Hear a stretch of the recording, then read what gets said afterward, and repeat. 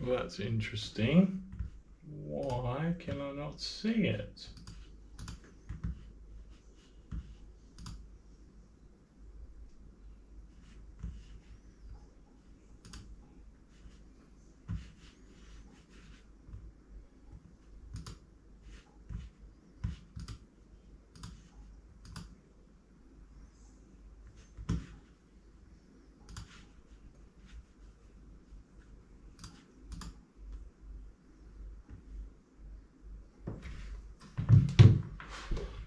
Alright guys, I cannot see what's happening on my screen for some reason.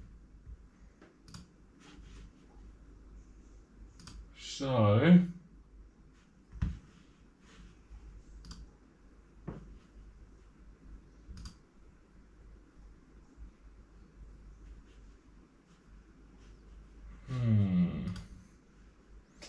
I'll be with you guys shortly.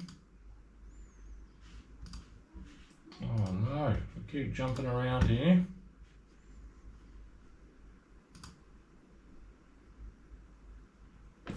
Better mute that, eh? And got it. Alright. It's actually, let me just, give me a second guys. I'm not sure. I don't think it's going to let me actually see on my GoPro what's happening, which is a bit of a bummer. Where are we up to here? I'll be with all of you legends shortly. I had a busy kickoff. Give me 2 seconds.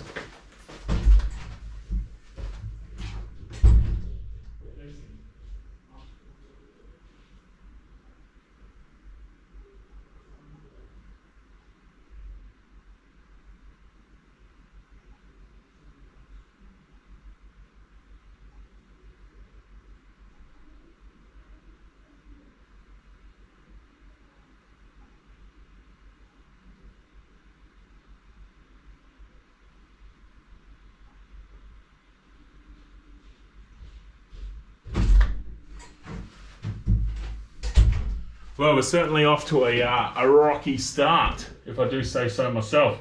It's been that long that I can't remember how to get to my live dashboard, which is not fantastic, because I know a bunch of you guys are already here. So how? I cannot remember.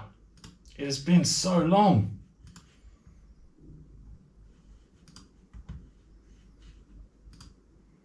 Add to queue, that's not it. Is it in, Can you guys hear me? All good?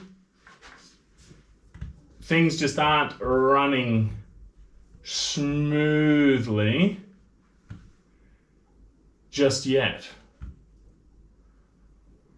So, I was still trying to, technical issues.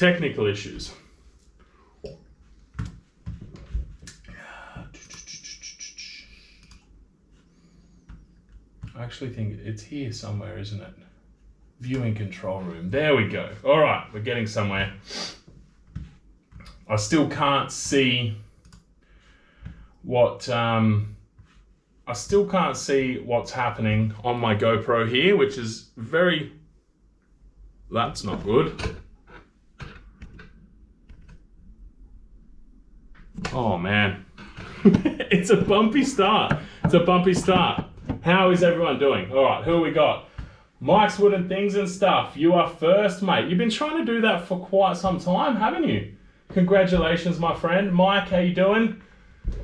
River Table. How are ya?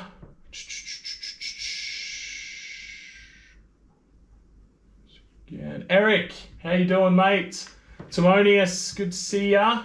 Or talk to ya. I can't see anyone, but you know. Recycled Wooden Things, how are ya?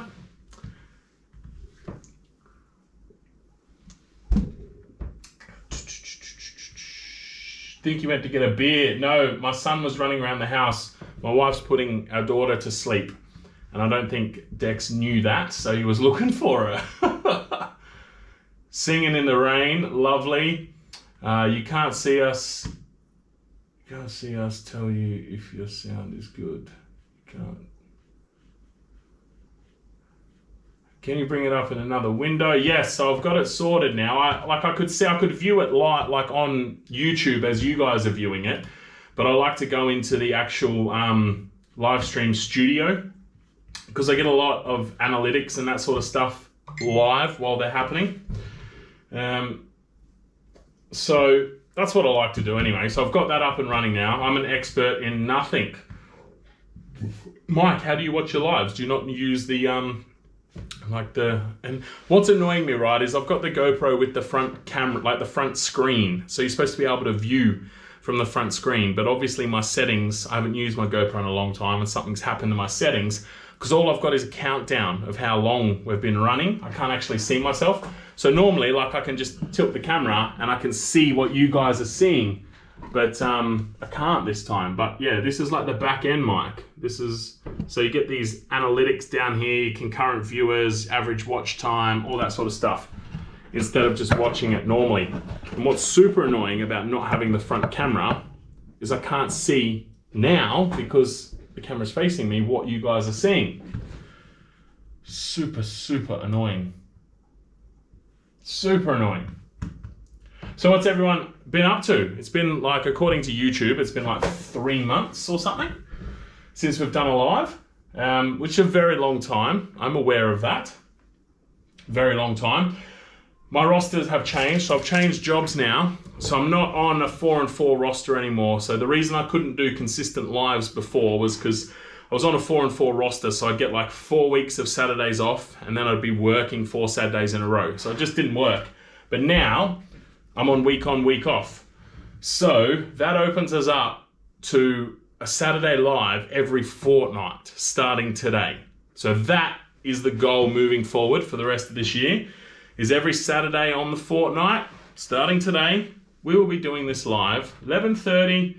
I was a bit late today, so that's why we're kicking off a bit late and I'm having these difficulties because I've got a custom order in at the moment and the customer was here and we were working on some things together.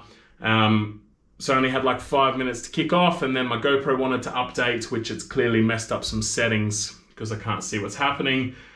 So I'll have to actually can this live to change those settings, I think, because it won't let me play with. Let me just have one more check just to make doubly sure. But I'm pretty sure, yeah, I can't access any settings at all while it's live, which is a bummer. What about in the app? Can I in the app?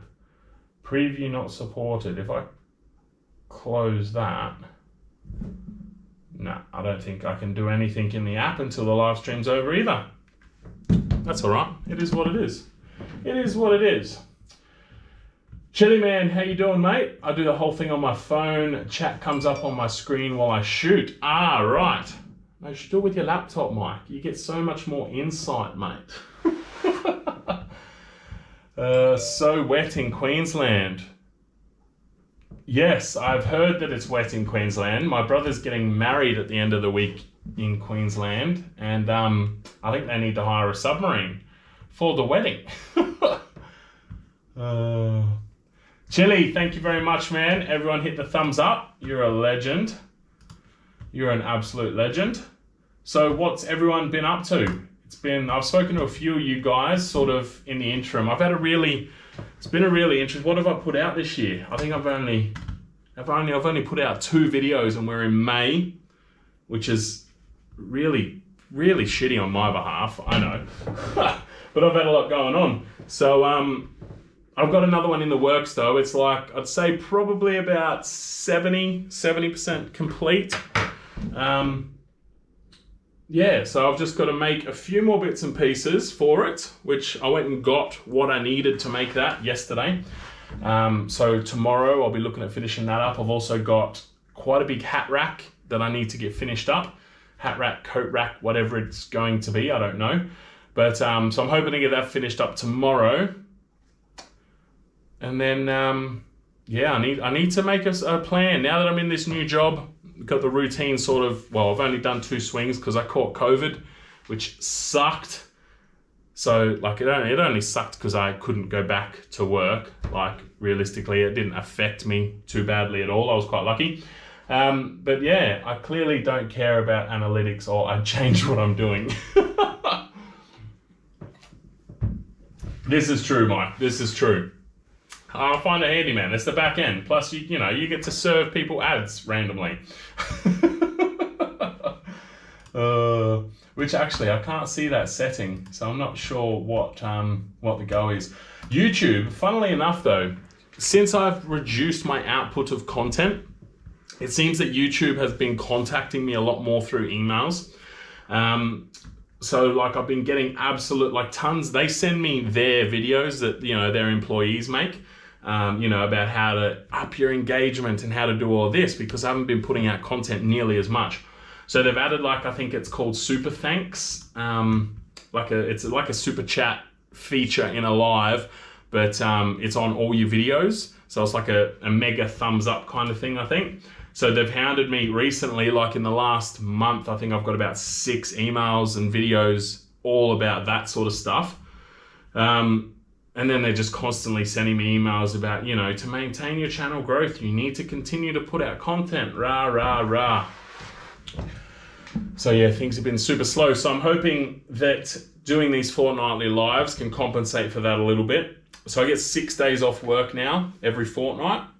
So that's going to help. That'll get me at least a day or 2 in the workshop every fortnight.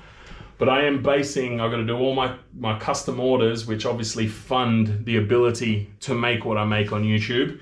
I got to make sure I get them done, and my YouTube and TikTok content and all that sort of content done in those 2 days a fortnight.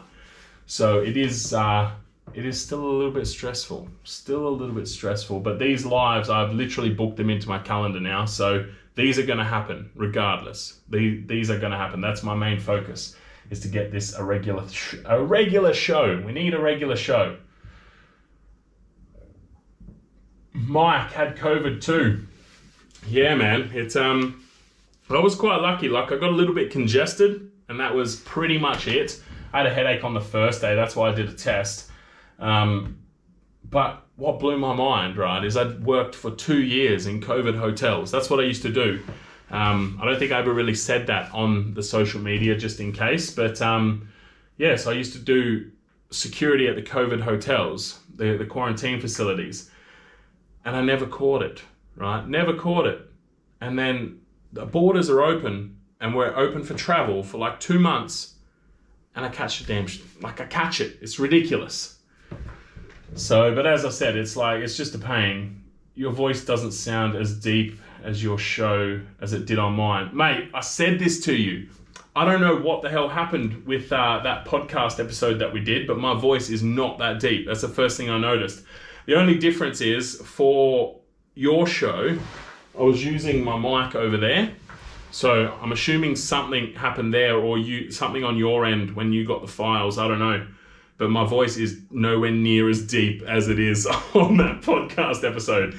So we'll probably have to do another one, mate. We'll probably have to do another episode and just be like a retraction. Like, sorry, folks, he doesn't actually sound like that, because that was insane.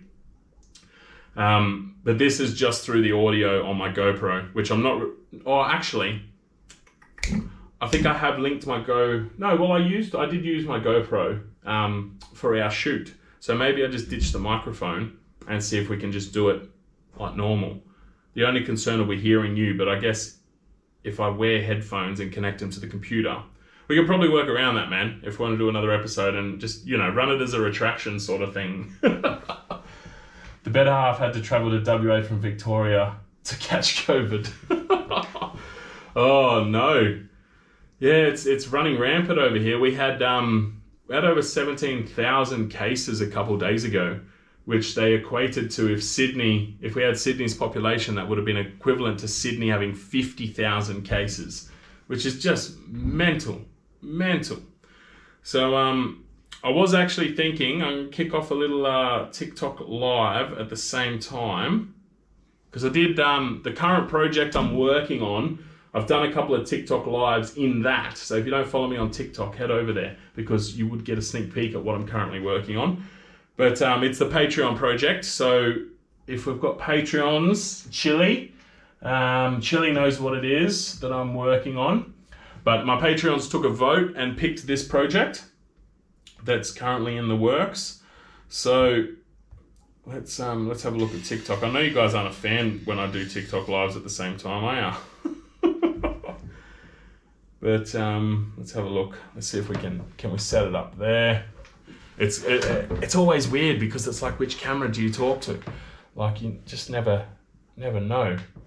But I can't get, what do you guys think of the backdrop? I added like, I don't even, can you even see that? Yeah, there's a bit too much light coming in from outside. But I actually got some lighting behind that. You can't really see, but I got the croc skull at the top and that. Yeah, I'm looking at the picture here. It doesn't really show you guys that very well, does it? Thank God you were doing live shows again. There aren't any other live shows on that are half as good. Now, Mike, if I would love to take that compliment as it's written, but I just know that was not even directed at me. I wonder if TikTok will kick me off because it's because I've got a beard. We'll have to see, won't we? Let's add a title here. What is the go?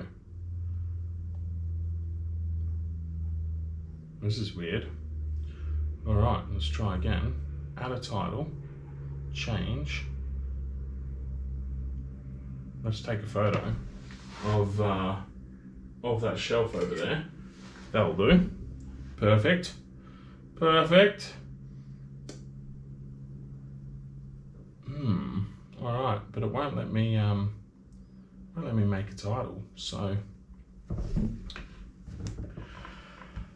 guys, it's been months. It has been months. What has everyone been up to? What has everyone been doing? What are you working on? How's everything going? Let's just set that over there, and we'll just hit go live, and we'll see what happens.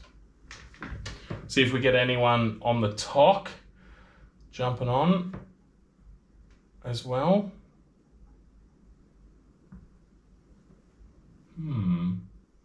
Interesting. For some reason, I don't feel like it's... Lighting looks good. Thanks, mate. Yeah, I managed to get... it's not the light I wanted. There was a specific light that I wanted to put behind this shelving unit, like a corner light. I've just come across them and they look really cool. But I'm getting there, working towards it. I just made a rather large investment for the workshop and bought myself a silenced compressor. So I'm waiting for that to arrive. But that is like probably my, not even monthly, that's probably going to be like my biggest splurge for the next couple of months. But yeah, silenced compressor, I'm really looking forward to getting that in. My compressor is absolutely shot. It's leaking from everywhere. It vibrates so much that both the wheels have fallen off. So now it's just like vibrating on the concrete floor, digging in, and I'm just sick of it. So decided to get rid of it and upgrade. What's happening, mate? How are you? Glad it's the weekend. Dooley, how you doing? I would say I'm glad it's the weekend, man. But to be honest, the weekends don't even have any effect on me anymore. Like every day is just like the next. All right, I think we've kicked off. Why have I only got 3G? I don't know what's going on there.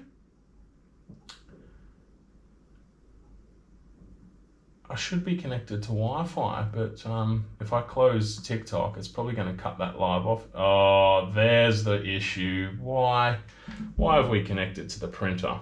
Hey, that's the problem right there. Technology, man. It's always creating drama, isn't it? It's never working bloody smoothly. They are the best. I have one. Oh, which one have you got, man? I will be honest, I didn't get... The one I wanted was stupidly expensive, like over $1,000. So I didn't get that one, but I got one that I think it'll do me for at least the next 5 or 6 years. At least. Mic Silent they're not silent, but they're called silenced because in comparison to a normal compressor, they are ridiculously quiet. Like they are really, really quiet.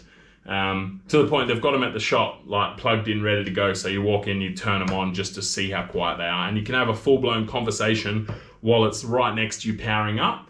No problem at all. Like it is so quiet. It's ridiculous. Absolutely ridiculous. So which one of you got recycled wooden things? Justin's resin. Justin, how are you, man? Things are going pretty good, got a crazy custom order at the moment. Like it's half built already and I've got to finish it off. It's a really, really cool concept. But because I didn't create the concept, it's going to be interesting to complete it. But yeah, so I've got to kick that off and I've got a heap of jobs going at the moment. Got this massive hat rack that's got 7 hooks. So it's like, I don't know, 1.5 meters long, possibly. I'll have some content related to that coming out soon once I finish it. I already did a couple of posts with it. But yeah, it's like a marry with Ferrero Rocher resin. That's the color of the pigment for the resin. So it's not a bad look actually. Like it's not a bad look at all. I got the railway spikes going into that one, so they're all polished up. I've just got to. I don't do a lot of people who do like the railway spikes on those hat racks. They just get like a spade bit and they drill a round hole, stick it in, and fill it with resin. I don't like that because you're left with like a circle that you can see around the railway spike. That's normally a black circle because it's filled with black resin. So I actually will trace each individual spike, you know, each one that's going in each hole, and just carve it out with a chisel so it's like a perfect fit. And you don't have that, you know, at absolute worst, you have a little line of black border around it where the resin sort of seeps out a little bit and you can't quite get to the edge to sand it. But I think it looks way better than having a big bloody circle that's full of resin that, you know, your bit's just sticking in. So TikTok, we got any comments on there? Bling with Bliss joined. How you doing? Who else have we got? Pugs, how are ya? Lost connection. This is it's a pain. It really is. I'm going to cam this live. And now we'll do another one. But yeah, so that I meant to get that finished up ages ago actually, before I went to work, and I just lost, I just ran out of time. There was just too much to do before I flew out. So I'm gonna focus on getting it done. Saturday live hangout. Let's just throw this in. Select. Do I still have that photo I took? Yeah, there we go. Perfect. All right, now we'll go live again on TikTok. I don't know, it just wasn't working properly. I'm guessing because I was connected to my printer and not any Wi-Fi. So hopefully that connection's better. Roll Air, just a little one, can't remember the model. Yeah, nice, mate. Yeah, the silence compressors are just next level. Like, it's so good. Be back soon. Chili, no worries. Your timing is excellent, as I have a bucket full of railway spikes and was thinking of what to do with them. Oh, mate. Where do you get them? Where do you get the railway spikes from? Like, I'm constantly buying them from people, but I'm guessing those people like get them from somewhere. So, but if you have any left over you don't know what to do with, let me know, because I've got 2 left now. But if I'm going to do anything, I need at least 4. So, yeah, no, they're really good. And if you've got any sort of metal working ability, like a forge or anything, like people make knives and that out of them, and it's, yeah, they're a cool bit of metal to have. They really are. It's quite good. It's quite good. My father-in-law had them. See, people just have them. Where do they get them from? Where do these things originate from? TikTok, what is happening? Who we got? We got a few people. How are you, legends? You're going to see me talking over here because I'm currently live on YouTube as well. And I've just got you guys sitting in the corner. I'll do a live as well. Say g'day. So if you've got any questions, ask away. If you're new here, my name's Jax. I run jndcreations. which, depending on who you ask, will depend on what they tell you J&D Creations is. But I make stuff. That's pretty much, yeah, I make stuff, all different stuff, and I make YouTube videos on making stuff. I know you guys all know who I am on YouTube, so I don't have to do those introductions on my YouTube lives, but TikTok is such a varying platform, like people just jump on and off so fast. Yeah, where do you get them? I need them too. Justin, I've literally been buying them off people on Marketplace, eh? So I just search for them on Marketplace, and that's where I've been getting them from. I just got a big bottle of resin and about 8 big burls, so my brain is going mad on what to do. Lovely. What burls did you get, mate? What type of timber? And what resin are you using? What'd you go with? I was going to go buy some resin yesterday, actually, but I was sort of like, you know what? I'm starting to get a bit like, on the resin, so I might try and do some timber projects for a little bit. I think I went to buy some milliput as well, but there was none left, so I'm not really sure where to get any milliput from in WA at the moment. Obviously I can order it online, but I wouldn't mind having a crack at another milliput project. The railway. Yeah, you could take them straight from the railway, but they don't like us taking them straight from the track. Very true. I got a new job too. Part of it is running a glow forge, and you weren't kidding about how bad leather smells when you laser it. A glow forge? That's interesting, man. I did see a post that you did about having a new job, which is sick. So is that a full-time gig, Mike, or what's the go? And yeah, burning leather is terrible. It's literally like singeing hair. Like it stinks so bad. Hit up your local shire, mate. They usually have old ones around. I will do that. Thanks for the tip, man. Definitely will do that. Yeah, definitely try that out for sure. All right, guys on TikTok. Say g'day if you're here. Got any questions? Leave a comment. Throw those likes up. TikTok is mental for likes on lives. Like on YouTube, you can throw, I think you can only do 1 like on a YouTube live. But on TikTok, you can literally just keep tapping the screen like for as many many likes as you want. It's absolutely crazy. I used Just Resin Slow Set, which was on sale, and the burls are Mali. Oh, Mali burls are nice, man. Just Resin, yeah, I've used them. I think I used them like once or twice when I first started. I ran out of resin when I had COVID, which sucked because I had all this time to do stuff. But my last pour actually went absolutely terribly. Like I was doing a clear pour, and it's just come out full of bubbles, which I'm not happy at all with. So I was that annoyed with the pour that I haven't even pulled it out of the mold. I literally threw it up against the wall, and it's been leaning up in my wood pile ever since. I haven't even demolded it. It's such a letdown because I was so stoked about the project. Like I was just like, this is going to be sick. But yeah, it was a bit of a bummer. It's as full-time as I want in a job right now. Nice, Mike. That's wicked, man. No, that's really good. It's with like an art shop or something, hey? I did have a quick glance at your post when I woke up this morning. But yeah. Mike, what have you been working on, mate? I haven't seen any videos from you recently either, apart from your live streams, which I'm generally sleeping through. Justin, what projects have you been cracking on with, mate? And is anyone joining me for a beer? Like, or am I the only one drinking before midday? Well, I think my TikTok live went a lot better last time. I don't think we got anyone left over there. They just cruise on. I have some new resin to try out, so that should be good. I usually use U resin, but have flow resin and ice epoxy to try out. Flow resin is good. Do you know the backstory behind flow resin, Justin? Yeah, flow is good. I've been using flow resin for years. They've just rebranded. And ice epoxy. What's ice epoxy? I haven't heard of them before. But yeah, flow resin is from Kirkside Products.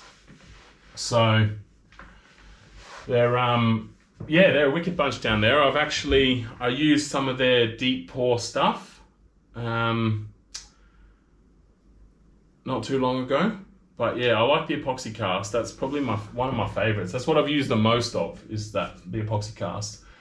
How's the new place? Ron, the new place is great, man. It's great. I'm constantly thinking of things that I want to do though. Like, you know, I want to paint this and I want to build this, and there's lots of things I want to do around here, and specific little like custom sized furniture for certain areas and that.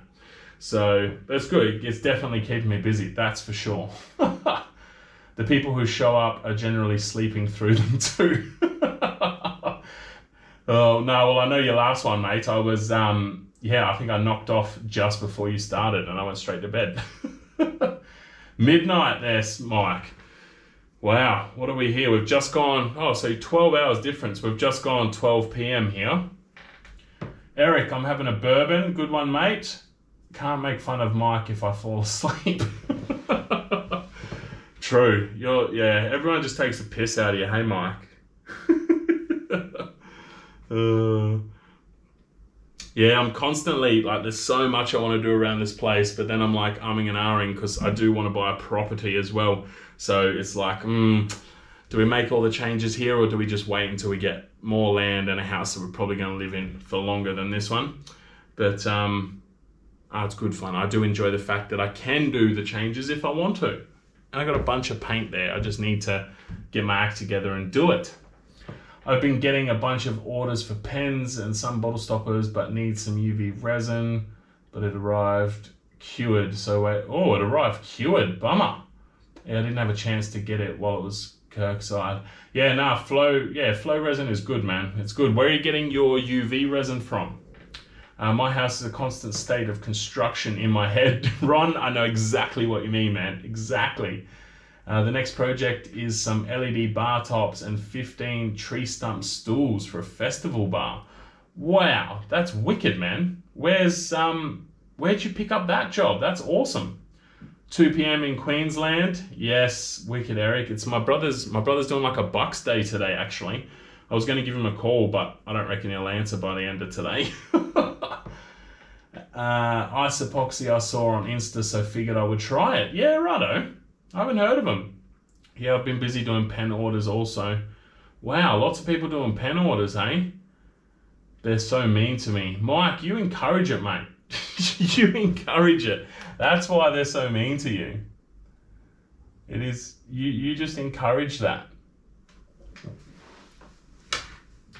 I think Chili's still gone, eh? Who else has been working on projects? Mike, are you a turner as well? Mike Stanifer? Chili's not here, so we can't ask him what he's been up to. I think I'm going to need a beer soon. I actually found a little space in my shop that I thought a fridge would fit in. Probably would fit in, but out of pure principle, I'm not going to put it there. Like, I'm not going to put it in my shop. But so I built a clamp rack to sort of hang in the area. My other gig is in the entertainment industry. Ah, nice. Well, that's always good when, like, your side hustle's complemented by your main gig. That's sick. UV resin from Health of Mind. They said they just got new packaging and it wasn't right, so it cured in the packet. That's the pain, man. Yeah, they need like solid. It needs to be a solid black package to keep the UV rays out, eh? That's a bummer. Hopefully your new lot rocks up soon. Working on a maple bowl. Lovely, lovely. I've started another guitar but not feeling it, so gonna pour some resin wood blanks for the lathe soon and mess with that. Nice, Mike, nice. Have you got a pressure pot, my friend? Get yourself a pressure pot if you're gonna be casting wood blanks for the lathe. Because what happens, like, if you don't have a pressure pot, it'll set fine, it'll look really good, but when you start cutting it on the lathe and you get to that join between the resin and the timber, especially if you're using burl, because burl's got all weird shapes and that, right? So it'll actually trap the air. So like if you've got a bit of bell that sort of comes out, there'll be an air bubble underneath. But when you're turning that on the side, you turn a nice shape or whatever, and that'll just equate to a big ass hole in the middle of your project. And even if you get the exact same color resin and put it in there, it'll still not match because you get those natural swirls and that in the resin. You just can't replicate them. So the pressure pot will push 99% of those bubbles. They actually shrink them so like small enough that the human eye can't even see them. So the worst you'll be left with is like a little pit that you can put a dab of CA glue in and cover it right up. But definitely, if you're going to be casting blanks for the lathe, well worth. I think you can get a pressure pot for like $100 off eBay. It's well worth the investment, mate. Well worth it. The guitar's interesting though. I haven't tackled like a project like that. I feel like that's very intricate work, and I don't think intricate work is my forte. I don't think I have the patience for it.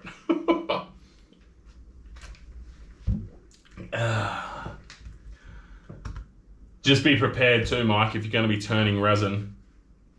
It's messy business, man. If you watch my last video, you see the amount of crap that goes everywhere. It's very, very messy business.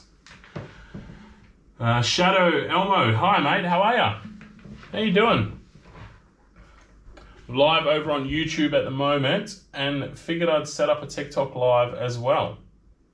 So, yeah, Baller King, how you doing? It's Saturday, Arvo, so having a beer, just chilling out. Ah, good that you're good, man. That's awesome. That is awesome. Mike Stanifer, I couldn't do a guitar. I couldn't either, man. Like, yeah. My project that I'm working on now, I feel like it had some intricacies in it that sort of drove me a little bit crazy. Although I must say, the pyrography aspect of it, although it took quite a while, I tried to go for like some traditional Viking style dot work art.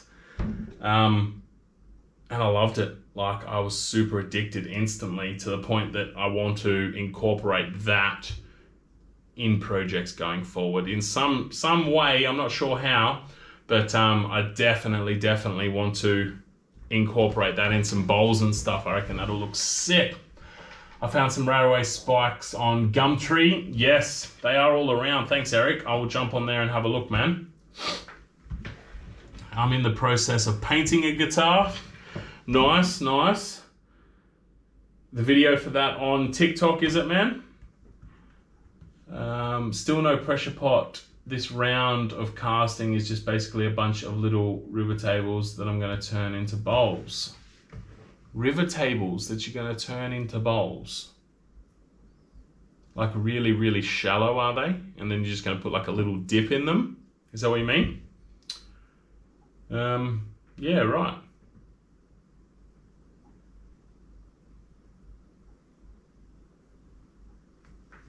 I will check with the locals up here in Dongara and we can arrange to send them down to you, mate. Yeah, man, that'd be awesome. Yeah, definitely. Definitely. You can never get enough. Like, they're such handy things to have, like, especially with like the whole rustic craze that's going on at the moment. Like, they suit that metal and wood vibe so well. Actually, I don't know if I'll be able to heat them enough to bend them, but I might give that a go, because you could use them as like handles as well for like doors and stuff. Because I need to build a, I've been looking to buy like a TV entertainment unit, like to go under my TV. And I can't find one that's the right size, because for some reason the bloody opening in my house is 2300 and the standard is like 1800 or 2400. It's 2350 actually. So yeah, I need to make that, but I was just thinking like railway spikes would be sick as handles. That would be really cool. Yeah, awesome. Yeah, cool. So that's on TikTok. I'll have to check that out, man. We have 48% left on this GoPro. I still haven't fixed the issues, Mike, of like the overheating GoPro. So how hot's it feeling at the moment? Oh, she's already quite warm and it's not even plugged into charge. That's crazy. I guess they're not, maybe they're just meant to be used for like water sports and I guess high speed and stuff, aren't they? So they have like the wind cooling them down.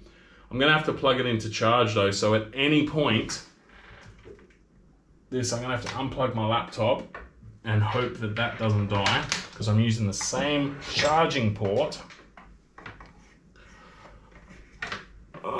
So let's bring, oh, is she gonna reach? Excuse the hands for a second, guys. I need to plug that camera in. Now that doesn't say that it's charging, so creates another issue for us, but we'll see how we go. We'll see how we go. What about the back screen? Does the back screen say that it's charging? Nope. We'll just monitor that percentage, I guess. 47%. And now you're on a massive tilt because of the weight of that cable. There we go. Let's have a look there. Faulty battery. No, I don't think it's a faulty battery, Mike, because I've got two. Like, I've got two GoPro batteries. It does them for both. And then, when was it? I think it was for the... It might have been the podcast episode that I did with Mike's Wooden Things and stuff. I didn't even put a battery in. I just plugged it into power, and it's the same. It just gets super hot. But I didn't really start... How long I've been live streaming with it?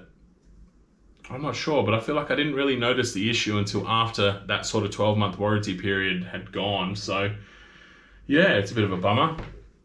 Yeah, bowls are going to be like 50 mil deep, 20 mil across. You know, what really concerns me, Mike, about that comment is that it's, it just shows it like, what, 50 milliliters deep? Like, and 200 milliliters across.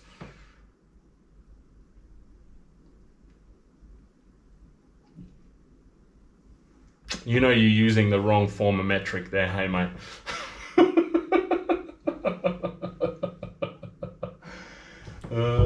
Weird, time for a new one. I just don't have the cash for a new one, man. They're such expensive cameras. It's crazy. Yes. Stanifer, you're right. Milliliters or millimeters? All right, I need to grab a beer, guys. I'll be back in 2 seconds. Well, probably 6 seconds.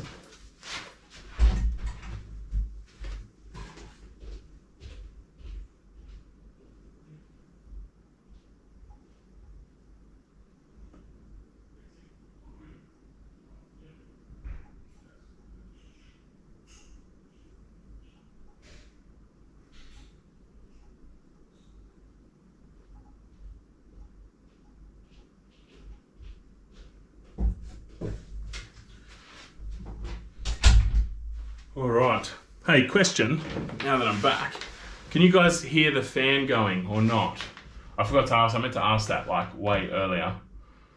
But, meant millimeters. We know what you meant, mate. We know what you meant. Just, you know, they take the piss out of you on your live. Might as well do it here as well. Oh, another thing I wanted to check in with you guys about as well. Well, we've got a few people on actually. Live stream location.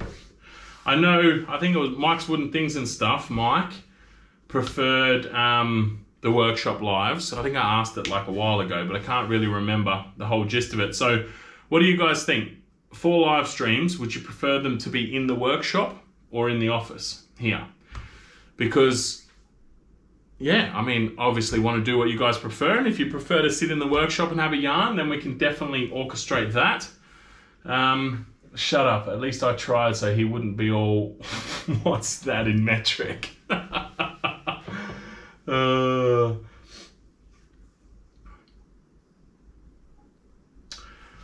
was trying to figure out what you're saying no. You're saying no to the fan, I'm guessing, so that's awesome. You can't hear that.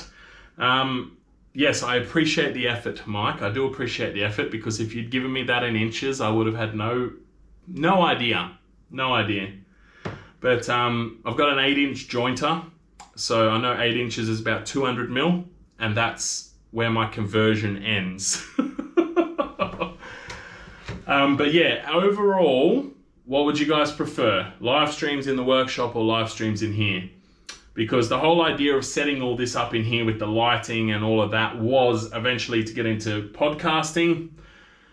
But I've just had a lot happening with, you know, losing my job, getting a new job, buying this, well, getting this, when we got this house sorted, it was set up to start podcasting, which realistically should have started in like March probably. But just had a lot going on. Lots and lots and lots. So that hasn't kicked off yet. And obviously I started doing these YouTube lives in here because my workshop wasn't set up yet. But it's set up now. So what would you guys prefer? What would you prefer? I'm going to kill this TikTok live because there's no one there. So end now. I'm just going to put a post up on Instagram and Facebook that we are live because I did a story. What do we got here? Oh, has anyone actually watched my Instagram story today? Like any Aussies? Oh, I don't know. Mike, I don't know. Have you got Kmart in Canada? You probably do, actually. I don't know if you'd have the same stuff that we do over here, though. But check out my live if you want like some finish lights. So I've wanted to get, ever since I saw Blacktail Studios, he uses like a light when he's sanding his tables afterwards to real close up, an LED light, just to check for any swirls and that you sort of can't see just having a glance at it. And I thought, yeah, that's what I need, like a finish light. And I found these lights in Kmart, these camping lights that are just epic. So I've put them in my story today. Check them out. They're well worth checking out. But really, really cool. Really cool. All right. Let me do... Oh shit, I got messages coming in everywhere. Let me do a quick post. Actually, you know what? I'm going to get a fresh photo of you guys. So smile. Smile. Or should we go that way? Nah, we'll go that way. Here we go.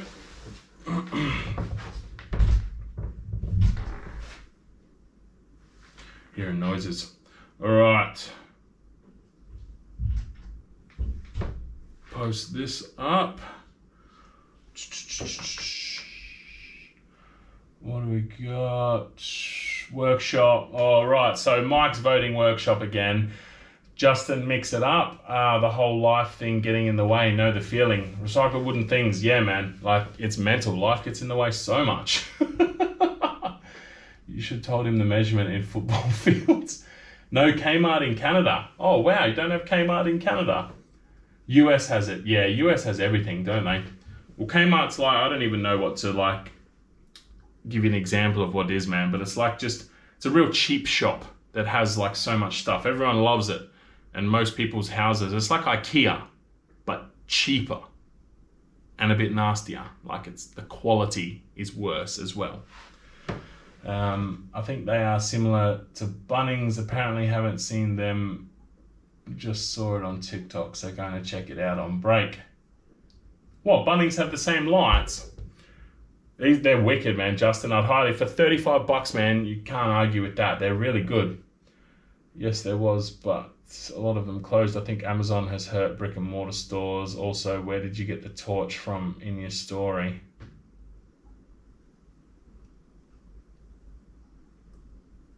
Yes, Amazon has that. Well, all online shopping has absolutely killed brick and mortar stores, that's for sure. We've had a lot of Targets closed down because of that. Where did you get the torch from? What torch, Justin? Which torch? I still haven't done this post. I'm not sure which one you are referring to. We live.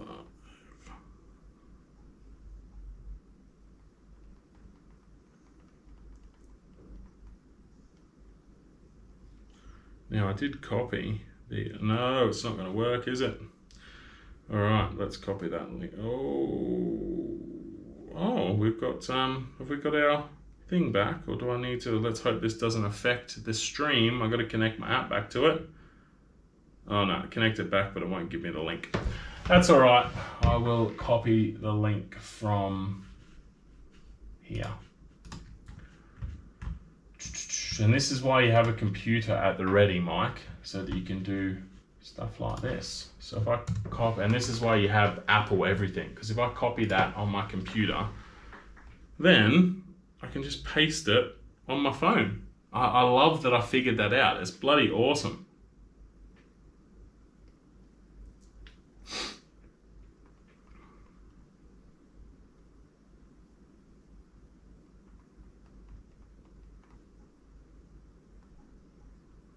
Okay, share. All right. I blinked to take a new one. I think they are some similar in Bunnings. Apparently, haven't seen them, just saw it on TikTok, so going to check it out on break. Yeah, righto, man. Yes, there was, but a lot of them is closed. Oh, I missed that comment before. Also, where'd you get your torch? Similar lights, I think. The blowtorch. Oh, the blowtorch was from Sydney Tools. So I went into Sydney Tools and bought the compressor, and then I had to wander around, and I was like, you know what? I am absolutely sick and tired of my little blowtorch that I've got to get the lighter and the whole time, and it's always a pain in the ass. So I bought that. That was like 48 bucks. So pretty happy with that, because it's super easy to use. It's going to be much better, and it is way lighter than I expected. I was fully expecting that thing to be quite heavy, and it's, yeah, there's nothing to it, nothing to it.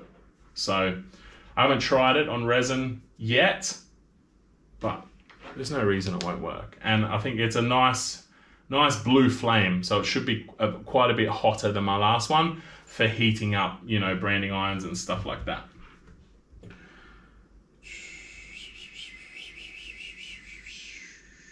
Oh, just had a message from Hairy Man Care. I need to shoot a video for him, but I will let you guys know. Who we got here from Australia? We've got a few guys. I mean, even international guys. You guys can order. Mike, I don't know, Mike Stanifer, I don't know if you've got a beard, mate, but I know Mike from Mike's Wooden Things and stuff does, but I feel like he's too manly to look after it. Is that right? But Hairy Man Care, they're shipping internationally now. They just sent a bunch of stuff over to the UK, actually. Check it out. Links links in the description for my live. That's a good question. Yes, Hairy Man Care, bam, right there. The link is in the description. 15% off with my code. Just got to throw that in. Highly recommend them though. Highly recommend them. Much better than any of the stuff I've used before, and I've used quite a few products. But I need to film a video for him actually. So that's going to be another thing on the agenda this off swing.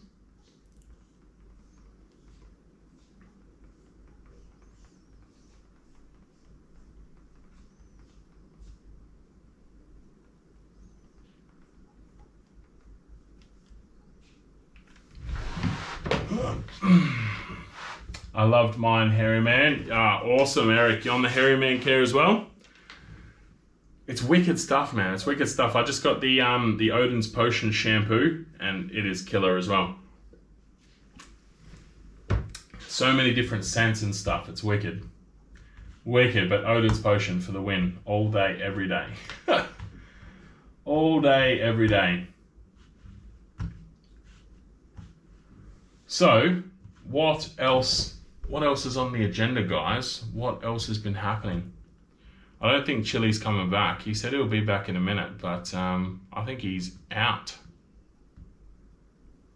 Have you guys seen the new stuff out from Custom Creations? That stuff is mental. I sent you a message on Insta with the similar lights. Awesome, thanks Justin. I will check that out after the live, man. It's not that I'm too manly. I've just moved past trying to look pretty. It's not about looking pretty, mate. It's not about looking pretty, trust me. It doesn't work for me for that. It's about looking after this thing. Like, making sure it's not just split ends and, you know, spiky and shit. But, times have changed when men are talking about scents for their beards, for fuck's sakes. Oh, this is true, mate. This is true. But it's about looking after it and being able to. So I'll tell you what, if there weren't things like beard oils and that, I wouldn't have a beard. because this thing does not play the game 90% of the time. So, and yeah, it's not so much about the scents, but it's about making sure you're getting the oils in, man. The oils and the nutrients for it. It's good stuff anyway. I do support beard care.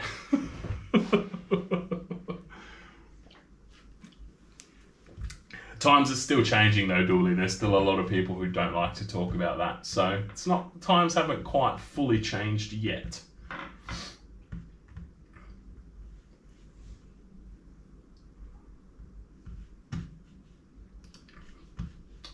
So what's on the agenda project-wise? What do we got? I'm not going to be making a video on this latest custom job that I'm doing because it's already half done. I've got a video in the works at the moment, about 70% complete. That's my Patreon, my Patreon selected project. So they voted on that. Then I did have this like idea in mind. Anyone follow Pask Makes on YouTube? Let me know in the comments if you follow Pask Makes, but he just did a light shade. And I thought what he used for the light, like the technique he did for the light shade would be really cool as a bowl. So I'm half thinking about doing that at some point. As I said, I've got like an entertainment unit that if I can't find one to buy, I'm gonna have to build. Then Adam from Ragnarok Axe Throwing, where I do my axe throwing, where I'm signed up for the league down there. He wants to do like a build off. So he'll supply an axe head, I'll supply some timber, and we'll each like build an axe, and basically have a comp down there, throw it and see whose works better. So that's going to be a video. What do we got here? I need to moisturize more. Mike, it's hair and skincare, mate. Check out Hairy Man Care's butter. The butter works awesome for your skin moisturizing. No judgment, however anyone wants to live their beard life, however anyone wants to live their beard life in my book is okay. This is very true, Mike. Very, very true. Vikings all looked after their beards. They certainly did. They were very well groomed, Vikings, especially for their time. Very, very well.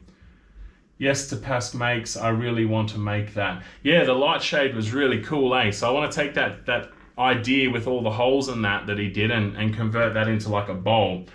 Because again, I don't think I've got the patience or really the means to build the size lampshade that he did. I didn't actually include it in the video, but this project I'm working on at the moment snapped my vise. Like the casting of my bench vise. So you got like your workbench and then the vise comes out on the 2 pins and then you got that solid casting that your handle's attached to. That snapped on this project I'm working on. So I don't even actually have a woodworking vise at the moment. So I need to buy a new one. But I have a job coming up that should be pretty cool to make, and I need to make a silicone mold for it.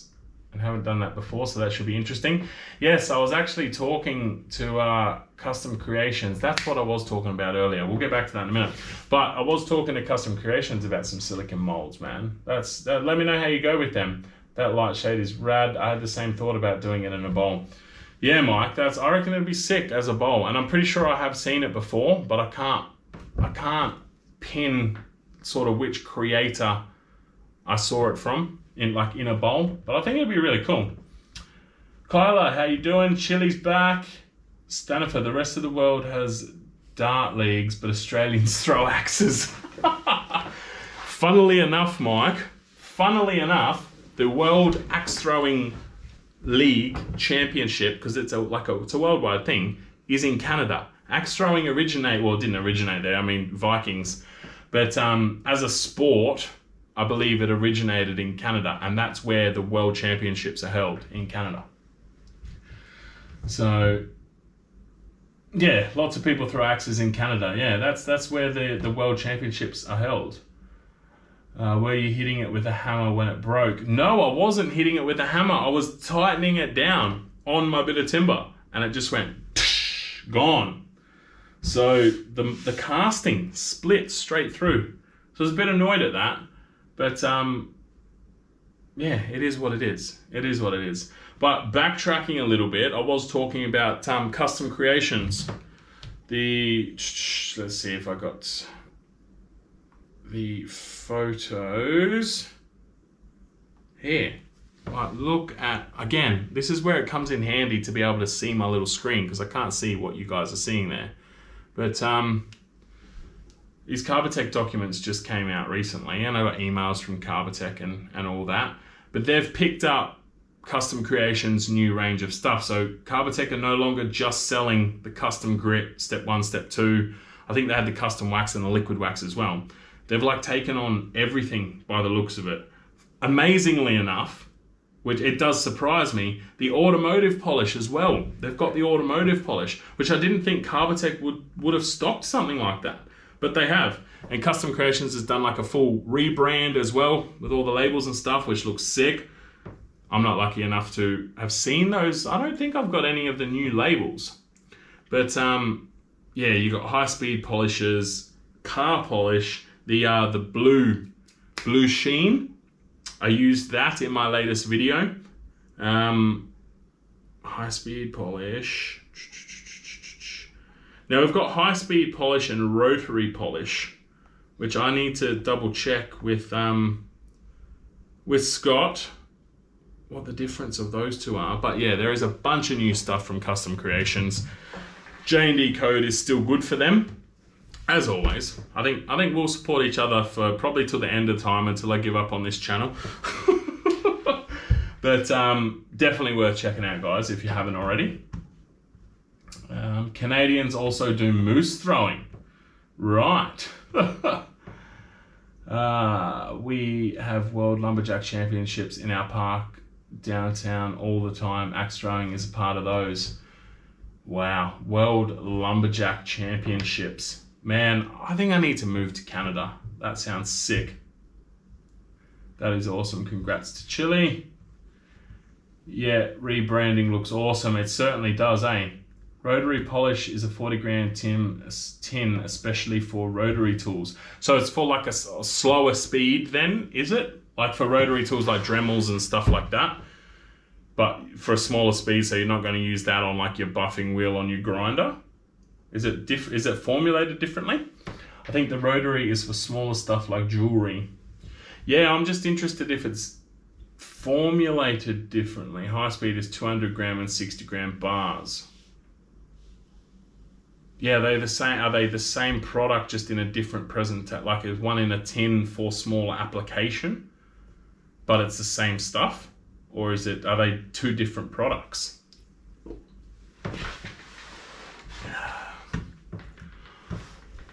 Put up some posts for railway nails and already have a few farmers saying they have some in the shed, so we'll get back to you, mate. How many you want?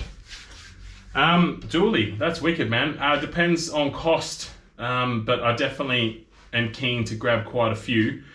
I've been paying about $1 a piece down here, so like happy to grab 50 odd.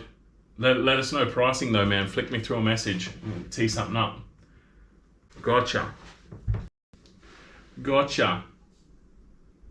I'm actually just looking at my playback here, and I've realized I've got this beanie on, but it blends in with my background, so it looks like half my head's cut off. It's a firmer compound, but the tool's custom grit was too soft. Yeah, gotcha. Nice. What did I use custom grit for the other day? I bloody used it for something that I feel like it hasn't been used for before.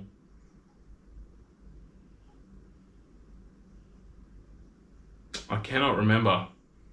It might have been to like, maybe it was like get texture off my floorboards or something. I feel like my son maybe drew on the floor and I used, was it the floor? I used it for something like that. See if it would work. And it did, the stuff came off. It was kind of messy using custom. Yeah, right, like flung it around a bit in that, hey, I would assume. Mike Wooden Things and Stuff, you should definitely get into those lumberjack championships, man. Throwing an axe is just so much fun. Did you guys see my Instagram post, by the way? So in my axe, we do axe, the league is every Thursday night, so I miss one because I'm away, but then when I come back, so every fortnight I can go down, and we do 3 rounds, 10 throws, and then at the end we have a bonus round, which is not an axe throwing round. So anything else you got, basically, the rules are it just has to be bigger than 50 mil by 50 mil, so it doesn't fit through the mesh in the lanes. And a bloke brought down bloody saw blades, and I tell you what, they are ridiculously satisfying to throw at a target. Like, stupidly satisfying. It was wicked. It was wicked. If you haven't seen that video, I put that on Instagram yesterday, I think. Absolutely awesome. Awesome fun. Highly recommend it. So the magician made it specially for rotary tools. Yes, Scotty the magician. He does come up with some pretty crazy stuff. Sorry, I was driving. The high-speed polish and rotary polish are slightly different compounds. Yeah, cool. I wasn't sure. I wasn't sure if it was the same thing packaged differently, which I wasn't sure on the reasoning. That's why I thought I'd ask. Got to ask these things.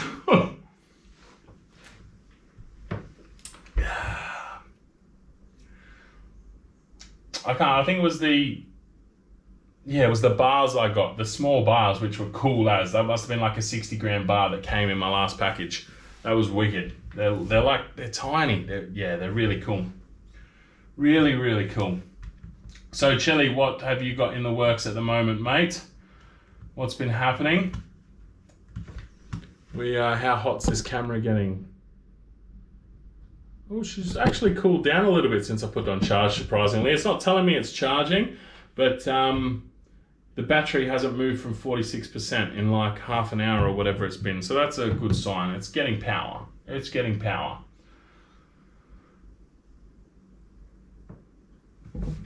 I'm actually hoping to get, at this stage to get over to the East Coast towards the end of this year, which will be wicked. I'll be able to go and suss out the Custom Creations production in person. Hopefully. It'll only be for a couple of days. So hopefully we can spare some time and go and suss that out. Just got to, got to tee everything up. It's bloody expensive to fly at the moment, especially when you've got kids. Like, makes it way more expensive. But yeah, fingers crossed, we'll make it over, hopefully around September, to the East Coast. It's my birthday on Wednesday. Happy birthday, man. That's awesome. Another year older, eh? How old are you turning?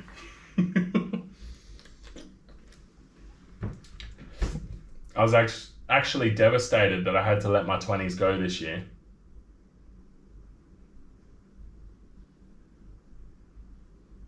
My computer's only on 40%, so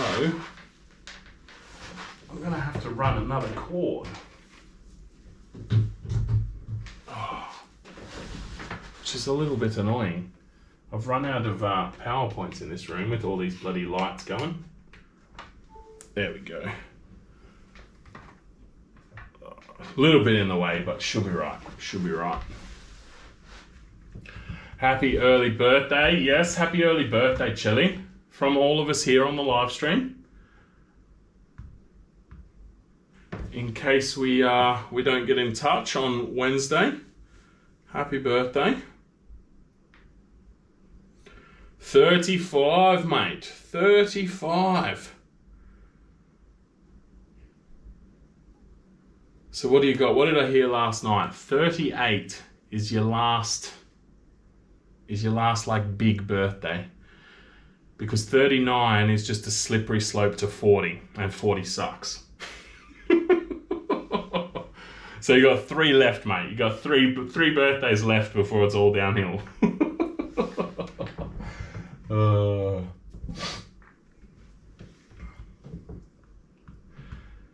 Yes.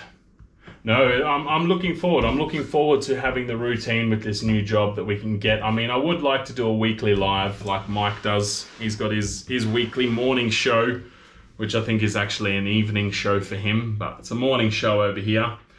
But fortnightly, I think will work well. So looking forward to that. Every second Saturday, basically from today, 11:30 my time, because that works well for you guys over in Canada, doesn't it? I believe. Not too bad of a time. I've got to figure out a project I'm going to be super jazzed about in the middle of a motivation slump. Mike, I've been there, man. I have massively been there. The project I'm working on at the moment, I was super, super pumped for. The more I got through it, I did start to lose motivation a bit because it didn't sort of turn out how I pictured in my head. But, and then it became a bit of a drag, but I've sort of got myself a bit hyped up for it again. So I went and bought some more bits and pieces. So, but yeah, no, I know what you mean, man. Like motivation slumps suck. You're just like, what do I do? I even got to the point where I was like, should I just sell everything in my shop and like, then just give this up? Because I just don't know what to do anymore. But it comes in cycles, eh? I feel like motivation is like a muscle. Like, you know, like your bicep, for instance, you know, like that's not going to grow and get stronger unless you work it and you know, same as willpower and like you exercise it and you use it. So you got to use it to make it stronger. So Kyla's 41 in August. Oh, ouch. Wicked, more J&D. Yeah, mate. So focusing on fortnightly lives. That's going to be the focus. I don't think I'm going to commit to a project upload schedule this year. My focus is going to be my Patreons. I'm going to put a lot more focus into that, I think. My Patreons, the live streams, I want to do those consistently. And the projects will still come, but it's not going to be a fortnightly I'm going to upload. It's just going to be sporadic. It could be a week, it could be 3 weeks, it might be a month or two, but I've got to put some more focus back into my Patreons and make sure that they're receiving the benefits for being part of that family over there at Patreon. Justin, fortnight equals every 2 weeks. Oh, did someone ask about a fortnight, did they? That's got to be the foreigners. That's got to be the foreigners. I thought we're all on the same page here. I thought I'd explained a fortnight before.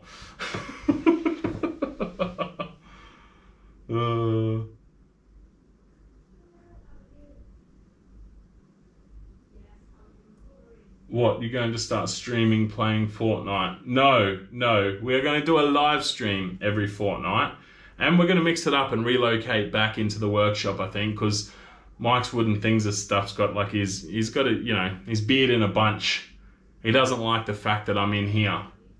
So we're going to relocate to, we'll do that next week, I think. Next fortnight. We'll relocate into the workshop for the next live. And we'll have a chat in there, probably go through a few things. I'm trying to think where I'll be at. I suppose I can run you guys through the custom build that I'm making at the moment. I sent, funnily enough, it's another D&D project, right? So the last video I put out was a D&D dice holder. And that was the first like D&D relate. I've had conversations with D&D players before about making stuff, but that dice holder was the first custom piece that I'd done. And then, yeah, funnily enough, this next one's propped up. This is way more intense, this build. And as I said before, he's already like done half of it, and he just needs, I guess, a hand with some more technical parts. But yeah, probably run you through that. I would say it'll still be going by then, because I've got to do a little bit, then give it back to the customer, because I'm not doing any of the electrical work. So I've got to route some grooves and stuff, give it back to him. He's going to get all the electrical side of it sorted, give it back to me, and then I'll do the finishing touches. So we can probably run through that, providing I've still got it in my shop at that point. If you WA mob are looking for Jarrah and Mary, my father-in-law is closing his wood business and selling the rest he's got quite cheap. Recycled wooden things, where is he? What's his business? Definitely keen to have a look. And I know some people, especially for Jarrah and Mary, depending on what he's got, I know some people who would possibly take everything. So flick us a message, man, on Instagram or Facebook or whatever. Instagram's probably easier. Flick us a message through. Definitely keen on that. We'd probably get way more views if we just started playing Fortnite instead of making stuff. Oh, mate, 100%. My brother started streaming on Twitch, like, I don't even know, like 6 months ago maybe. And he's also already like an affiliate. He's got sponsorships and everything. And I'm just like, motherfucker, you sit there playing computer games. Like, shit. The amount of work that goes into what we do, Mike. And I don't know about you, but it took me like 2 years, I reckon, to monetize my channel. Like, there's a lot of work. We'd probably get, no one asked. I just thought I would let them know in case they were embarrassed. And the game is Fortnite. Yes, no, I remember I had that conversation with Dreadnought Woodshop. And he was like, what's a Fortnite? And I was like, what the hell?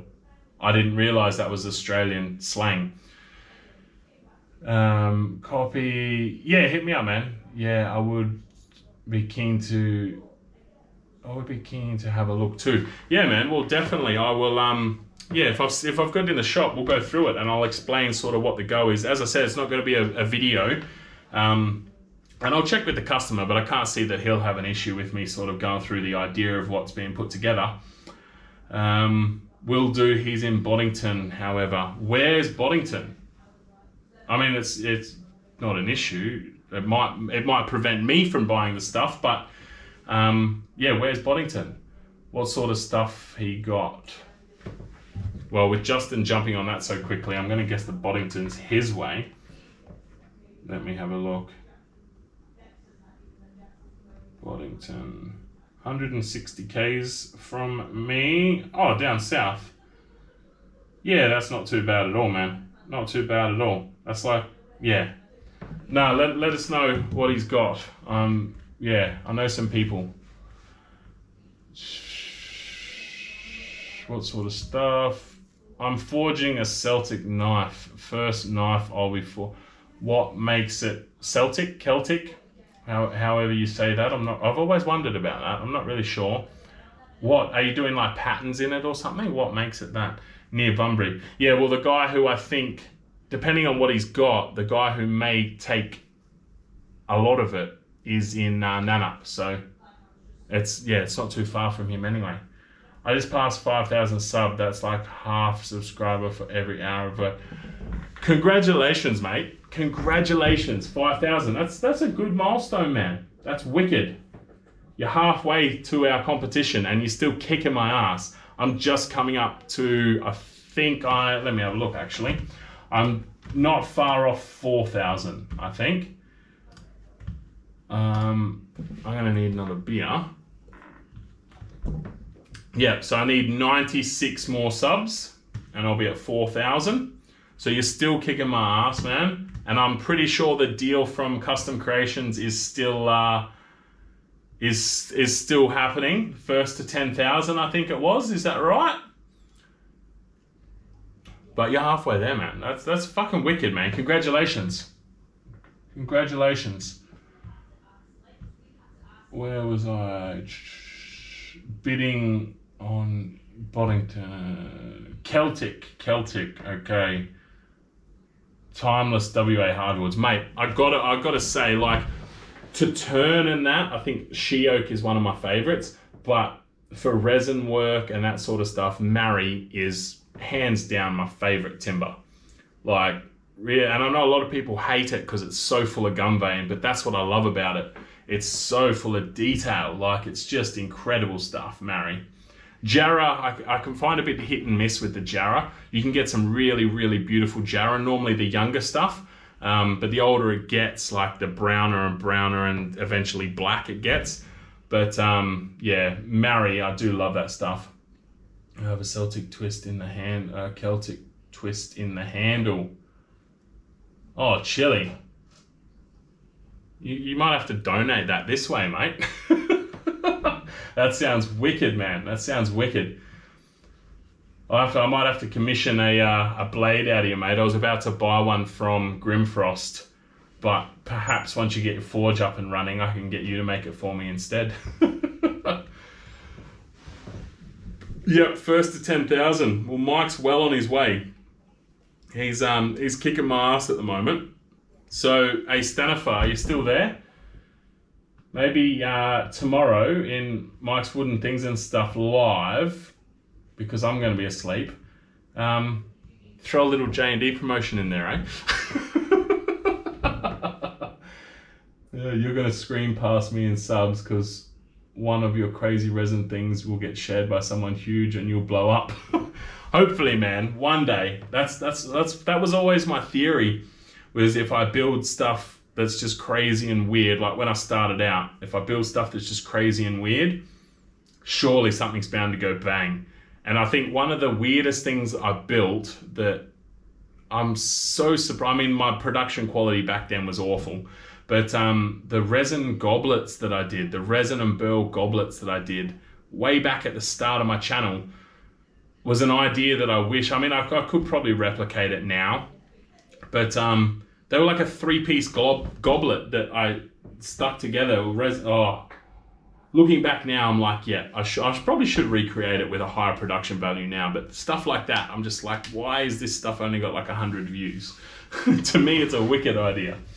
Yep, 10-4, awesome, thanks, Danova. I promote you on most episodes, shut up. I know, Mike, I was just taking a piss, mate.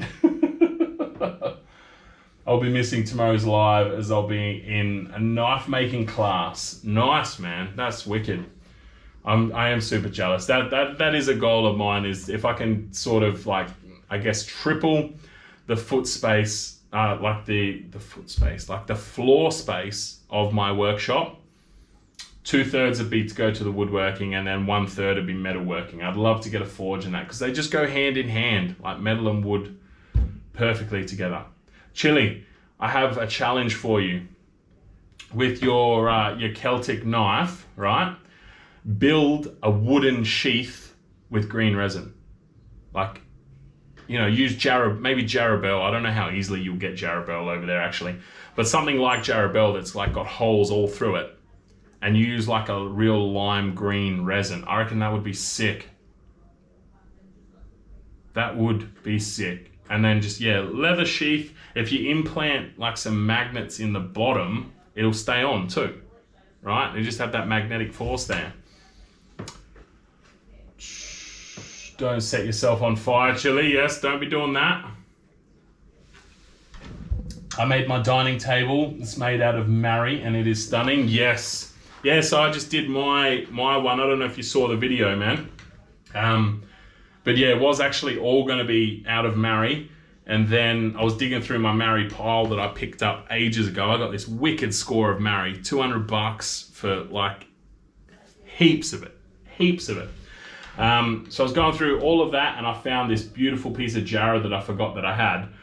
I actually bought to do end grain chopping boards, and I just thought, nah, that's going straight down the middle in between all the marry, just as a bit of a feature. And I'm really glad I did that, but the marry is wicked. I've got red gum or bloodwood burl, very similar to jarrah. Yeah, you just need something like because with Jarabelle, you get a lot of pockets all through it. Because I'm just thinking, you don't want like I really hate straight cut rivers.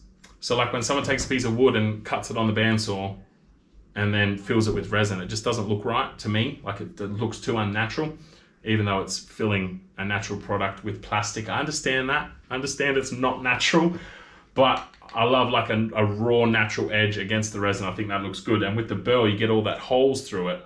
You could fill that with the green resin, even just like a touch of resin. Like Chili, you remember that the salmon gum bowl that I did ages ago? I reckon you would have seen the video though. Salmon gum bowl, and I did the green resin just in like spots all through it. That would be a wicked sheath, I reckon. You guys have some pretty wood. My favourite pen is the one I made from a piece of red mallee burl from Scott. Yeah, man. The burl's good stuff, especially from WA, like the Goldfields, mallee root and that you get out there. The detail in the burl is just next level. It's absolutely nuts. Sent you a photo of the Celtic knife.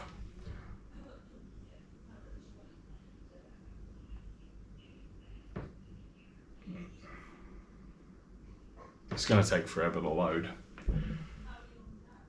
But yeah, no, we do have some good timber, man. The thing is, the timber is so hard here. Like, it makes, like, yeah, it's just, it's so hard. Ah, yeah, okay. So they're like the Viking style knives as well, with it curled around. But the Celtic edition is the twist in it, hey? So I do quite like that. Chili, message me later on and I'll send you a picture of what I was going to buy. It's out of it's from a railway spike. That's what they're made from. But I would love to get a set of them made up. Yeah, I was going to buy them from Grimfrost and have them sent over from Sweden. But I've seen all your videos and Mike's. Yeah, you're a legend, man. You're a legend. Did Mike say you have pretty wood? Oh man, this just went from like a PG show, like straight down the shitter, didn't it?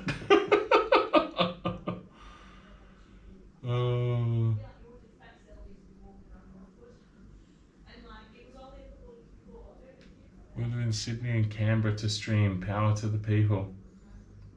River table. I'm not sure what's happening there. Yep, I can't wait, as I have 240 by 1200 by 1200 high box of small bits and a couple of small slabs heading my way. Lovely, man. That sounds wicked. That sounds wicked. Railway spike won't hold an edge as long, bro. That's all right, man. That's all right. Like, at the end of the day, they are, I mean, yeah. I'm not going to be using it all that often. They're more display pieces, I think. But how do they... Well, they obviously... They sell them. They obviously hold an edge for a bit. But can you not increase the amount they hold the edge? I don't know. I haven't looked into metalworking much. But don't you like temper the metal and stuff to make them harder and so they hold an edge or softer and that? I don't know. We're protesting freedom of choice. Right, okay. I think I've got a little bit of an idea of what you're talking about, but I'm not 100% sure. Staniff is the worst. I don't know, mate. He seems like a pretty good bloke to me. All right, I gotta go get a beer. I'll be back in a second.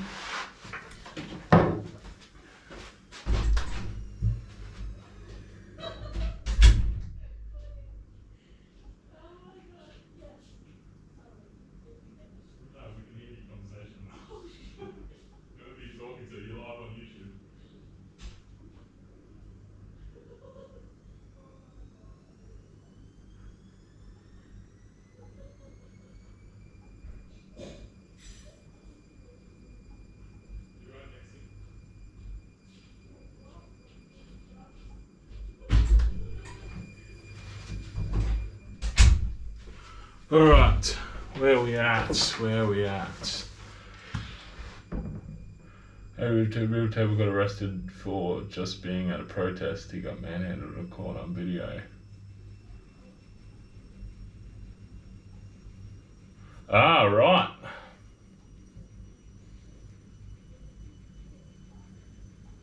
Well, right, okay.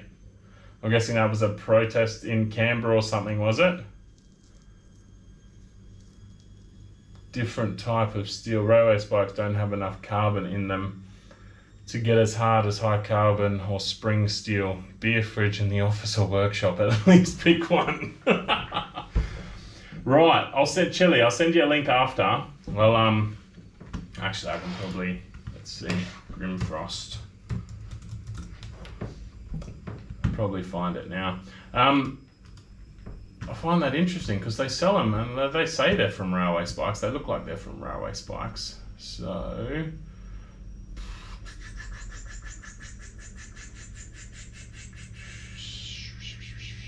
what am I looking for here? Like weapons, what's the category called? Historical? More armory, that's what we need. I would love to buy so much from this website, but it is so expensive. It's made by like this traditional Viking mob over in Sweden. I've got a fair bit of stuff from, there you go, look, that's exactly what you're talking about there, Chili. I'll grab that. Oh no, that one there is more what I was looking at as well.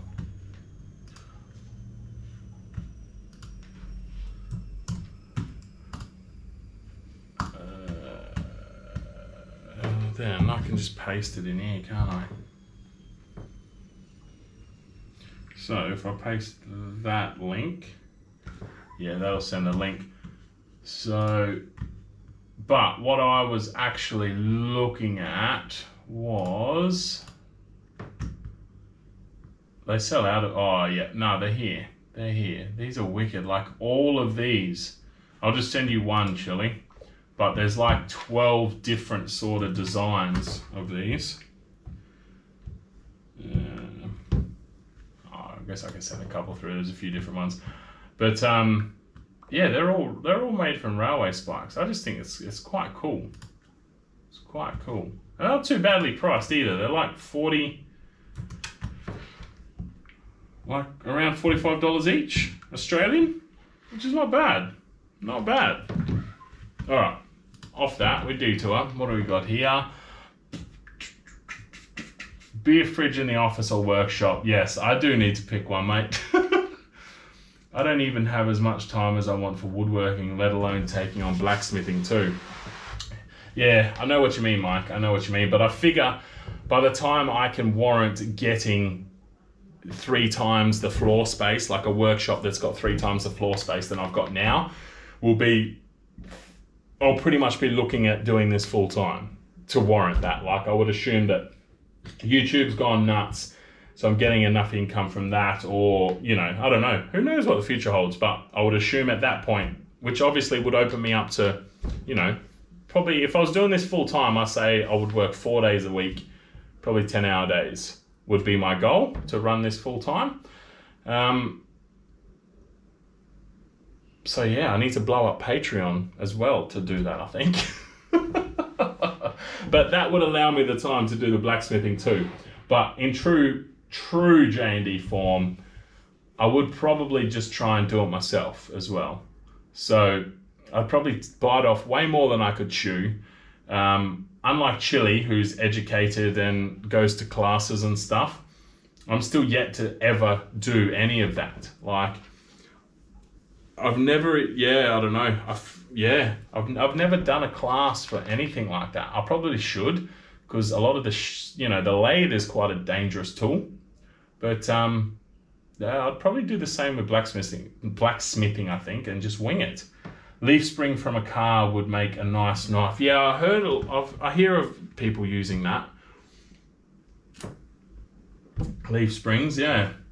But no, well, I was going to buy a couple of these different blades from Grimfrost, actually. But, well, I was going to buy their imitation,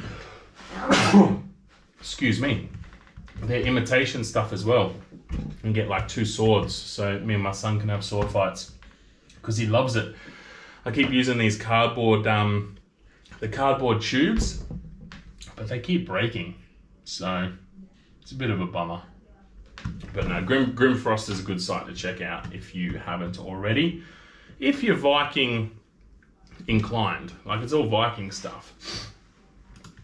It's pretty cool.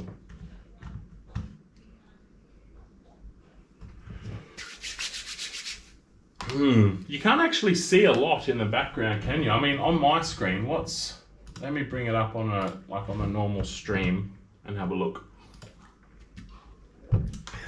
You know, it'd be weird if we put it over here. Yeah, you don't have much detail in the back there, do you?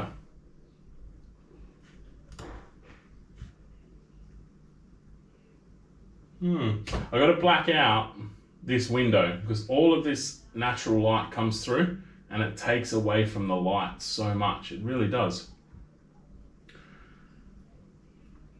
But that's interesting. I suppose you got a little bit. You can't really see what's on the shelf there though, which is interesting. It's interesting.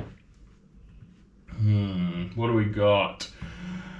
When you come to Queensland, I'll give you a few skew lessons. Mate, I need them. I do need them because my skew, my faith in the skew chisel is medium at best. It scares the shit out of me, that thing does. Isn't watching YouTube learning? It is. Yes, it is. Definitely is. And that's how I've learned everything. But I've never done a traditional class. Not my show. Yes, we don't learn from Mike's show. We don't learn from Mike's show. I recommend watching Mike's Wooden Things and Stuff and J&D Creations for all your learning needs.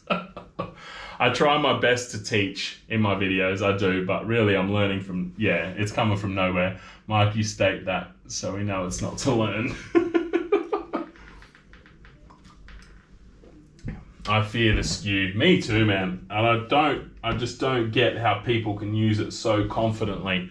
Like, what's his page? Steve, I think his name is, The Wood Turners or something. His page is on Facebook and Instagram. UK guy. And he just uses the skew for like everything. And it just baffles me, man. But, you know, he also puts pieces of wood on and off the lathe without turning the damn thing off. Like, he just leaves it running. He's been doing it like his whole life. Production turner he is. But this is a weird setup, isn't it? We've got like a proper mirror effect going all the way. That's actually pretty cool.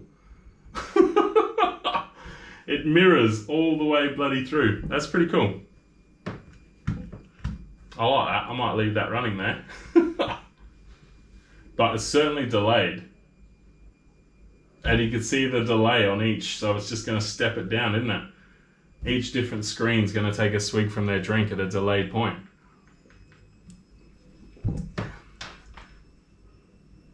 God, how do we go down these tangents? Dave Dalby uses the skew for everything. Very talented. I haven't heard that name before.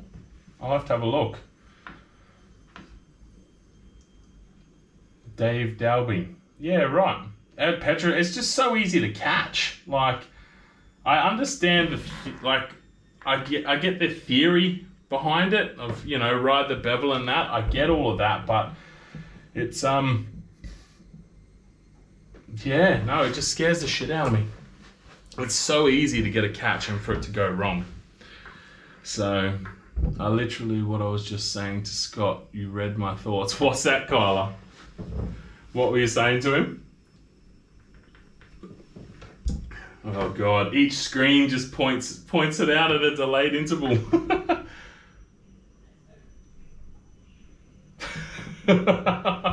Oh, about the screens.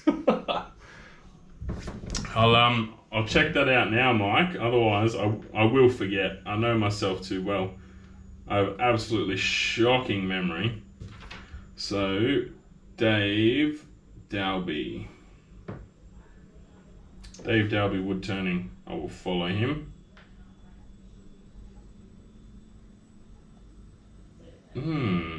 Is this? Looks like he's got a very similar. Nah, the other guy's name is Steve, I'm sure.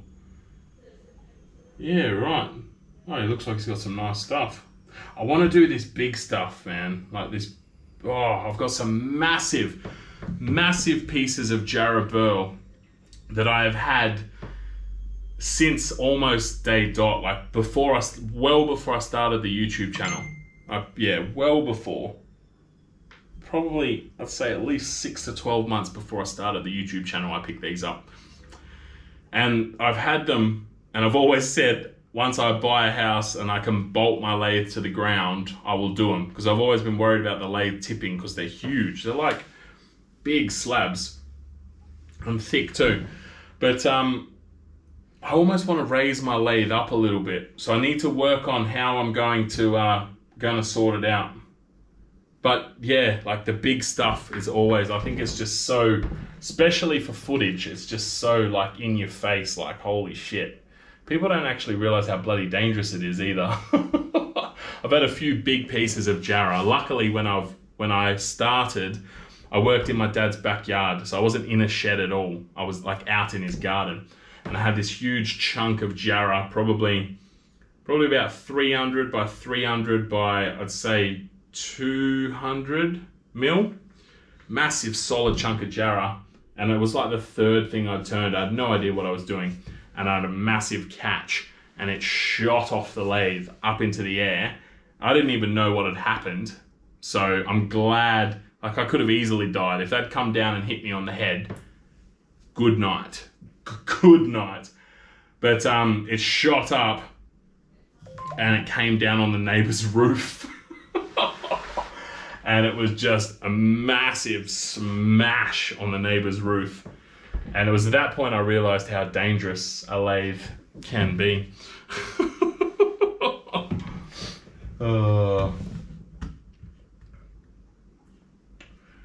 You should wake up for my show sometime if you want to see tangents. Holy crap.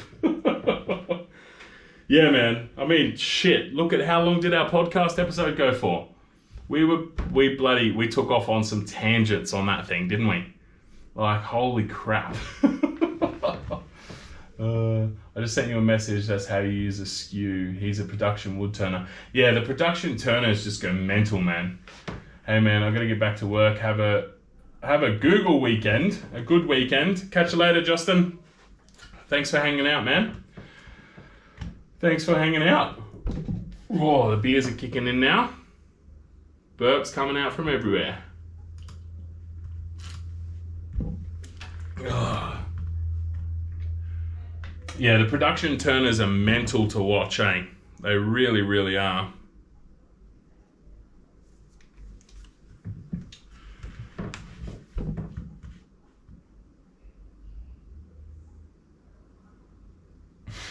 This delayed effect is it's different, eh? Shows you guys though. This is a good representation of like where I'm talking now and what's happening in the background here, of you know, the delay of where I see your comments, and that's like, I don't know if the I don't know why it always does top chat as well, but yeah. That podcast didn't go long enough. I noticed neither of you spoke about custom creations. Did we not speak about custom creations? We spoke for like 2 hours, man. I don't know. It threw me. I haven't watched the whole thing because my voice sounded that off. I couldn't. Even my wife went to watch it and she was like, what the hell has happened to the audio? My voice does not sound like that. It just doesn't. All right, time for an ad test, guys. We've been at this for an hour and 43 minutes. Now, last time I did this, half you guys got an ad and half of you didn't. So I'm going to click the ad button and let me know if you get an ad or if you don't. Done. Ad button is hit. Yeah, it was a great episode. Did we not speak? We're going to have to do another episode, Mike. We're going to have to do another episode. I find it very odd if we didn't speak about custom creations. But I guess we did go off on a tangent a bit, like about why I got into doing it. And then we're talking about my son. And then the Utes. That podcast was awesome. You guys had these. Oh, there we go. I got an ad. How's that? So they must come up because I got one. You guys have those Ute things driving around all over the place down there. Yeah, even Mike sounded like he was broadcasting a hockey game. No ad. You didn't get an ad, Mike. I got an ad. Look, it's right here. I can skip it. I'm always curious, if the ads get skipped, does the revenue come in from the skipped ad? I don't know. I'll skip the ad though. Skip over that. We'll get back to this. So Mike didn't get an ad. Mike Stanifer's got an ad blocker. Yeah, the Ute combo.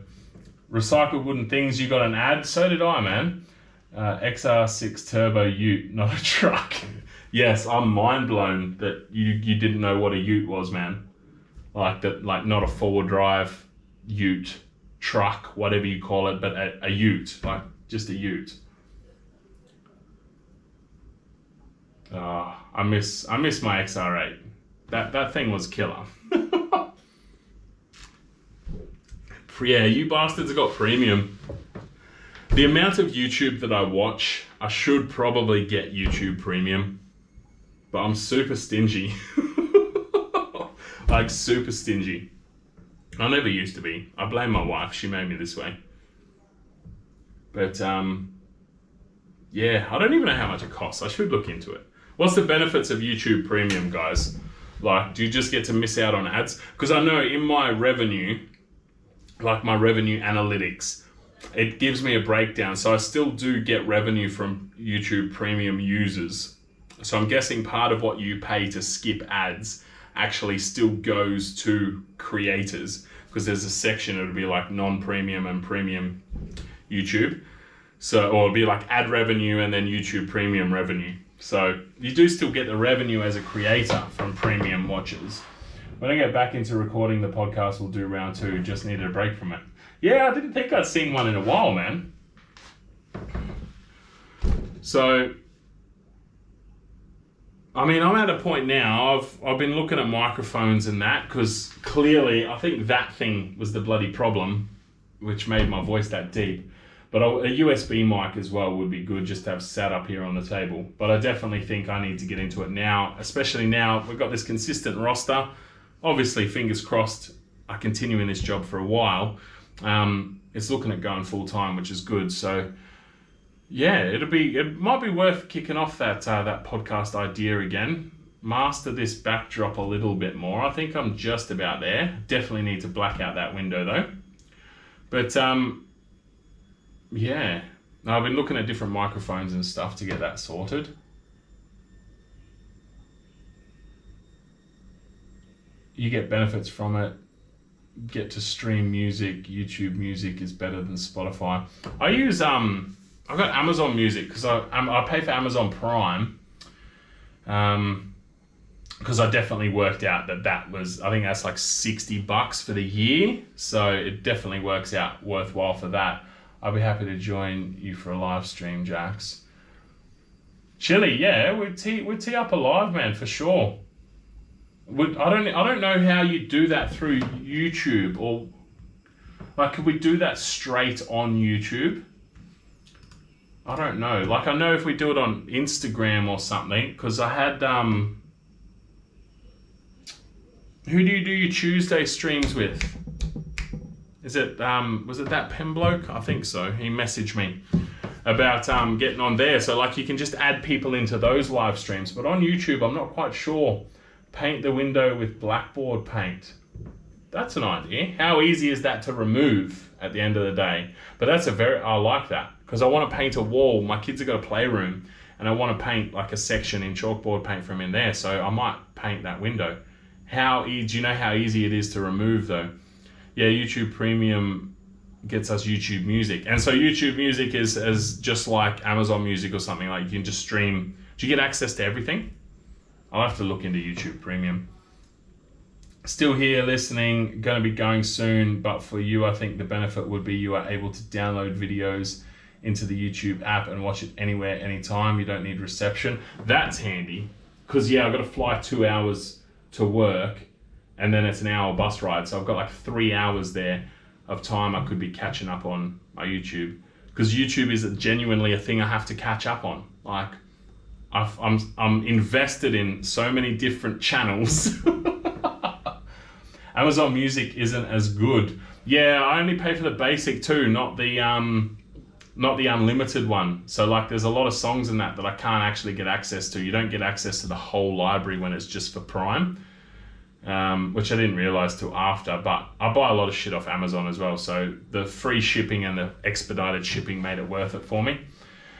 Yeah, I think we can on YouTube. Yeah, we've got to figure out how, Chili. I'm not sure. I mean, I could definitely just do it through Instagram. I just have to, Instagram or Facebook even. I can do that through my app, actually, so I can still use my GoPro. But yeah, we'll have to suss that out, man. Maybe do some trial runs or something. Yeah, no ads. No ads is definitely a plus. Chili, did you say no? Unless Scott asked you.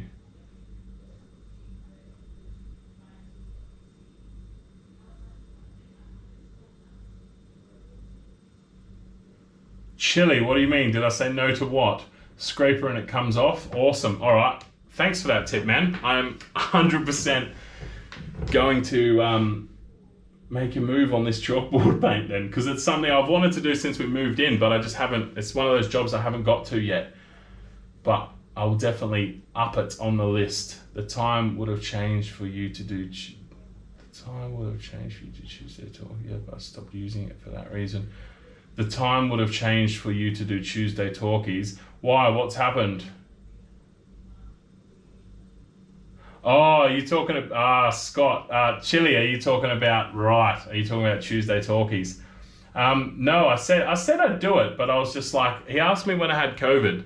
So I was just like, I'm a bit congested, sort of, probably not a good time to do it, but I'm happy to do it. Just need to tee up something that actually, like a time that actually works, and I just don't know how to do it. The time would have changed. So what's changed? Yep, I stopped using it. I have had YouTube Premium Family for a few years, and it's awesome. You can have 6 people on it for $22. That's $22 a month, eh? Because my budget is tight, man. I account for every dollar. Still have Prime on the TV though. Yeah, that was another benefit of Prime, wasn't it? You got the streaming service as well. Get a large diaphragm condenser XLR mic and turn it into a cheap mixing board and into your and run it into a cheap mixing board and into your computer. See, I wanted to avoid all of that together, man. I was actually looking at like this Rode, I can't remember the model, but a Rode USB mic, because I've got like the condenser and everything for that, and like I just want to simplify it. Just one cord, boop, into the computer, and it's ready to go. That's what I was trying to get. And Rode, they're reliable, man. Like Rode is a well-known brand. They make good stuff. I think it was about $209 maybe. But yeah, Chili, say no to Tuesday live stream. Mike's coming on the show at the end of the month. Say no. Why have I got to say no to it? Why have I got to say no to it? I find it quite funny. Like, I think there's a lot that happens in the Aussie maker community, and I don't know why. I don't know if it's because my content's not appreciated by them or what, but I feel like jndcreations is very much left out of the Aussie maker community. There's a few podcasts and that happen, but we don't get invited to them. Which I'm not sad about. But it does make me laugh, because everyone else is based on the other side of the country, which, you know, Australia's a big place. So it's pretty much like, you know, foreigners. But no, this is like the first one that I've been invited to, Chili. I mean, I did a Canadian podcast, but this is the first Aussie one. It's not a podcast. It's just a chat, but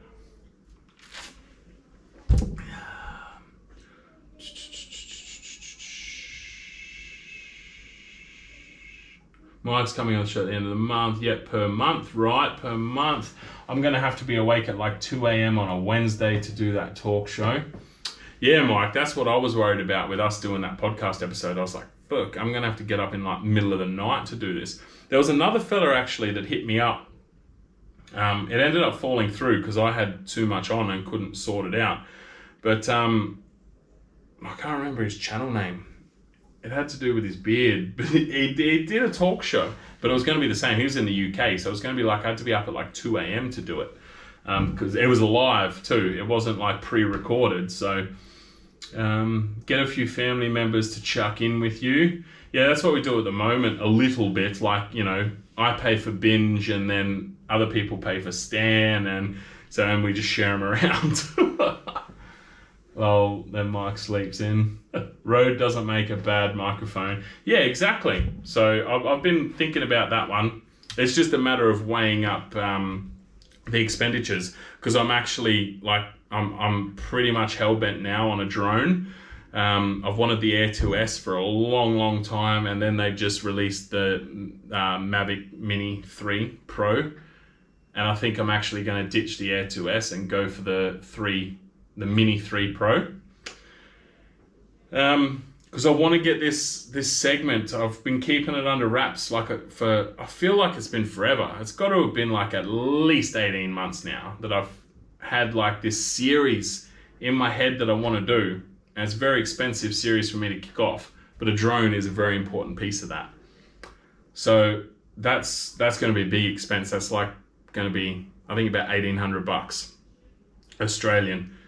So it's a big chunk of money, and I've just got to justify it in the sense of I want to try and somehow incorporate it into my normal videos as well. So I need a drone that's going to be able to fly inside, which I'm really nervous about because there's so much to hit, but just to get some different camera angles and that. So I'm not sure if the Mini 3 will be the right drone for that, but it certainly will kick ass outside.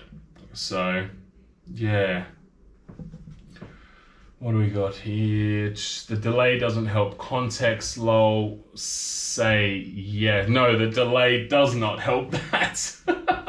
I thought it would be Monday for you. Well, for Mike, yep. No, it'll be like Tuesday arvo for me. Because what time do you guys do it? Like 7 o'clock or something your time, which is like 2 or 3 hours in front of me. I've got a heap of Rode mics. Chili, there's no need to rub it in, mate. No need to rub it in. I do the Rode Wireless 2. Is that what the new one's called as well for videos? I wouldn't mind getting my hands on that. But again, that's another couple of $100. Sell that little laser and buy a nice mic. No way, man. That little laser, that thing comes in so handy. I love that thing. That's awesome. Using it inside will be too noisy. No, that's the thing, man. Dooley, the Mini 3 Pro is so quiet. So it's so quiet. But I mean, yeah, it will definitely add some noise. But I mean, currently you've got my dust collector, my compressor.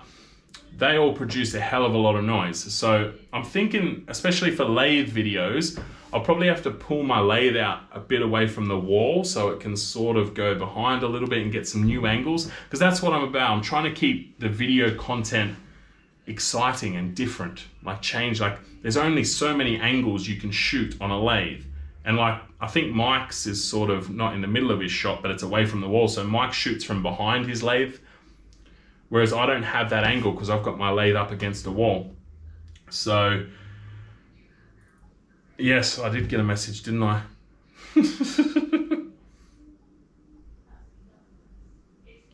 But yeah, so it's all about just trying to like keep that up. Plus, I guess in my head, the theory of a drone was to increase the perception of value as well. Because I feel like you follow these content creators, like John Malecki, for example. Followed him for a long time. His camera used to sit on a tripod. And then as his business grew, as his following grew, basically as his income grew, he was able to employ a cameraman. So his camera went from sitting on a tripod to moving around. And as odd as it may seem, and I don't think we like sort of consciously realize this as a viewer, but when that camera is moving around, the production quality does seem to increase. And it gives an added value to that content. And I thought with a drone, that might be a way to add that perception of this production is higher value, because it will seem like, it may seem, I don't know, I could be wrong, I've never flown a drone before, but it will give that perception of a cameraman when I don't actually have one.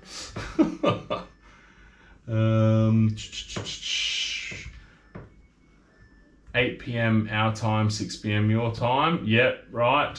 I have a few expensive drones and they are noisy. Yeah, the older ones are. Like, which ones have you got? Because I mean, even the Air 2S is extremely noisy next to the Mini 3 Pro. Get a cameraman. If I could afford a cameraman, I certainly would.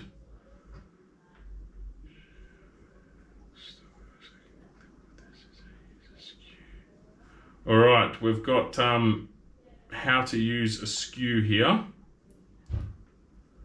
This is back to our last combo. I can't rewind it though, it's a reel. See, that just is fucking petrifying. Look at this skew. Look at this skew. Oh, I'll wait till it restarts. Hang on, let me exit out of it.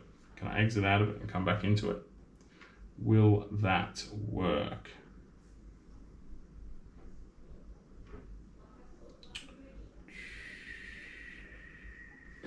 Look at this. Look at this skew work. I hope you guys can see that because I don't have my front screen, so I can't tell if you can or not. But that just scares the crap out of me. Like, man, skews they're just difficult. They're so risky, especially cutting coves like that. Holy crap. That's just mental. That's Custom Creations at work. He's a pro. Absolute pro.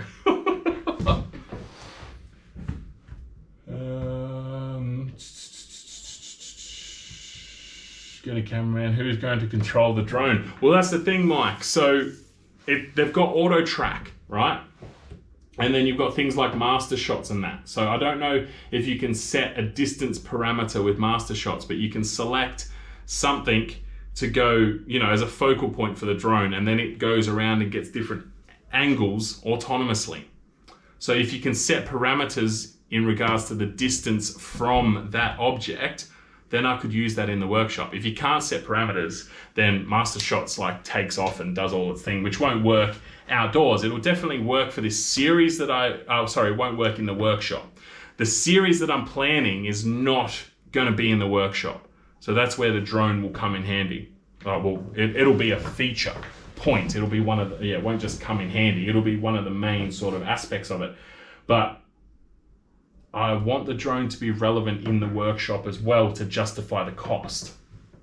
Yeah, man, that would be awesome with a drone. Hey, VFX Soup, how are you, man?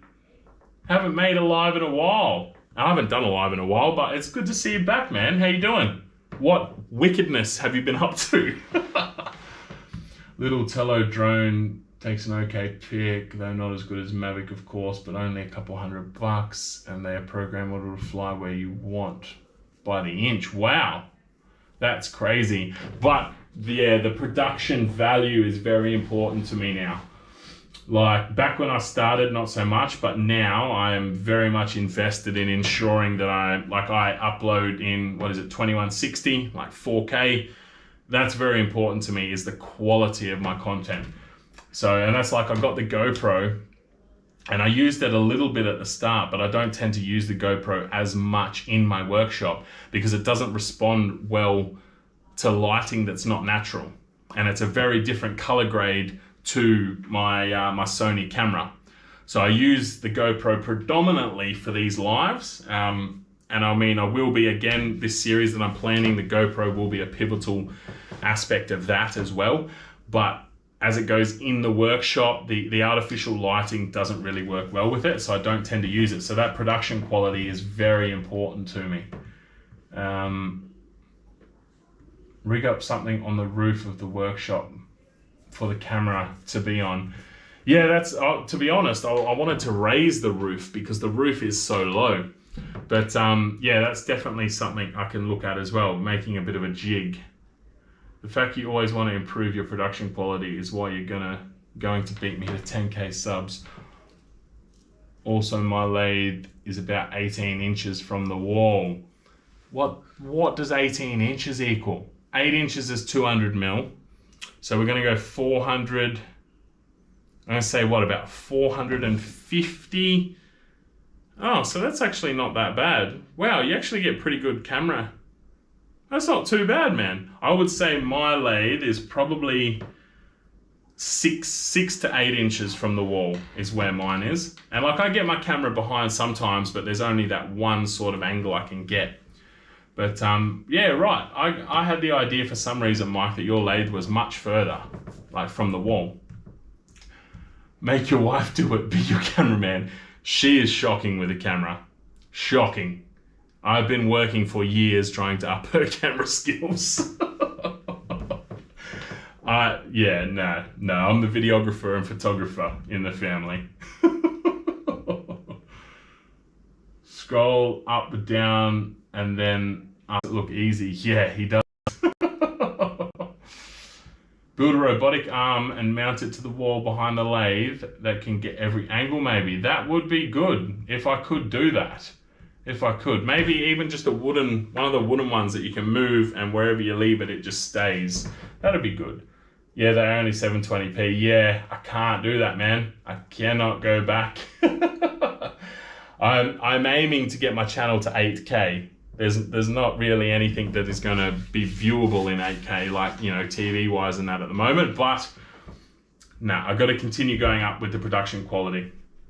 So, Mike, I don't know if I'm going to beat you to 10K purely based on that, man, but that has always been the goal, is make it watchable. Because I know myself, if something's a shitty quality video, I'll bail out of it. A lot of people say the audio is important, because if you've got shoddy video with good audio, people will hang around. And I can understand that to an extent, but personally, the quality of the video, like I follow quite closely a channel, they're touring around Australia camping, and they uploaded like 3 or 4 videos in 4K, and then they went back to 1080. And I was just like, why? I messaged them saying, why have you stopped uploading? And they said, oh, some of our viewers couldn't view it, which I don't really understand why. Because you can select what output you want to view it in on YouTube. But the difference between, and they get amazing drone shots, like absolutely incredible footage. And I just feel like it robs the experience being in 1080. Like the difference between 2160 and 1080 is huge. It is huge. So yeah, I've got to keep increasing that content. So if I can't shoot in 4K, I can't buy the camera, unfortunately. Great to see you, Jack's been working off my balls on this flick, freezing to death on a glacier in the Alps, then avoiding steam burns from hydro power plants in Iceland, sandstorms in Morocco. Holy shit, man. Oh, dude, that sounds absolutely epic.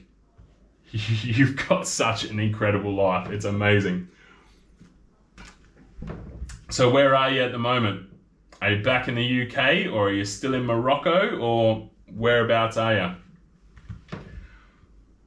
Mike, content first, then quality. No. That's how I started, Stanifer. That's how I started. It was, I wouldn't say the quality was by the wayside. I still did my best with what I had at the time for that quality. But why is that? I don't know why my camera's like flashing a little red light. It doesn't feel too hot. Hopefully it doesn't cut out. But no, that was my first intention, was just content. Doesn't matter, just get it out. I don't do that anymore. I do not do that. It's quality over quantity. That's my goal anyway. That is my goal. And like the intro for my table that I made, I shot that intro like 17 times because the lighting was just not, it was just not agreeing with my camera, because it wasn't artificial light. A lot of it was natural lighting, and obviously it's super hard to manipulate natural lighting. So, and it just was not playing the game.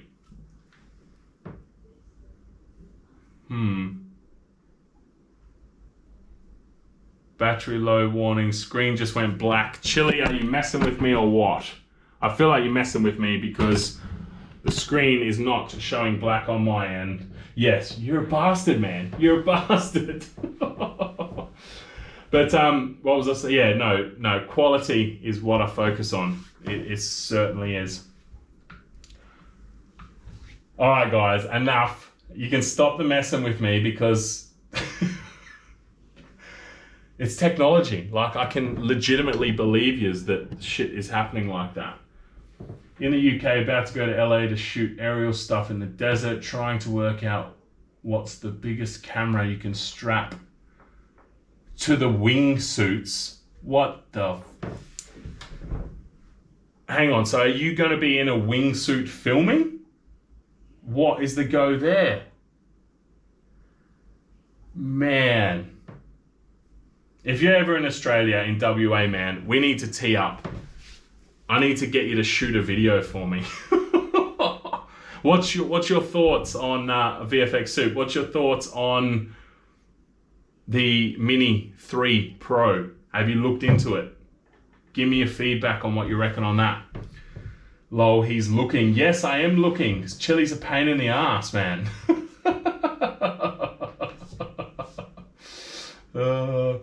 Jax, you should know better than that. Yes, I should. Fuck no, I'm staying on the ground. Wingsuits would be awesome, man.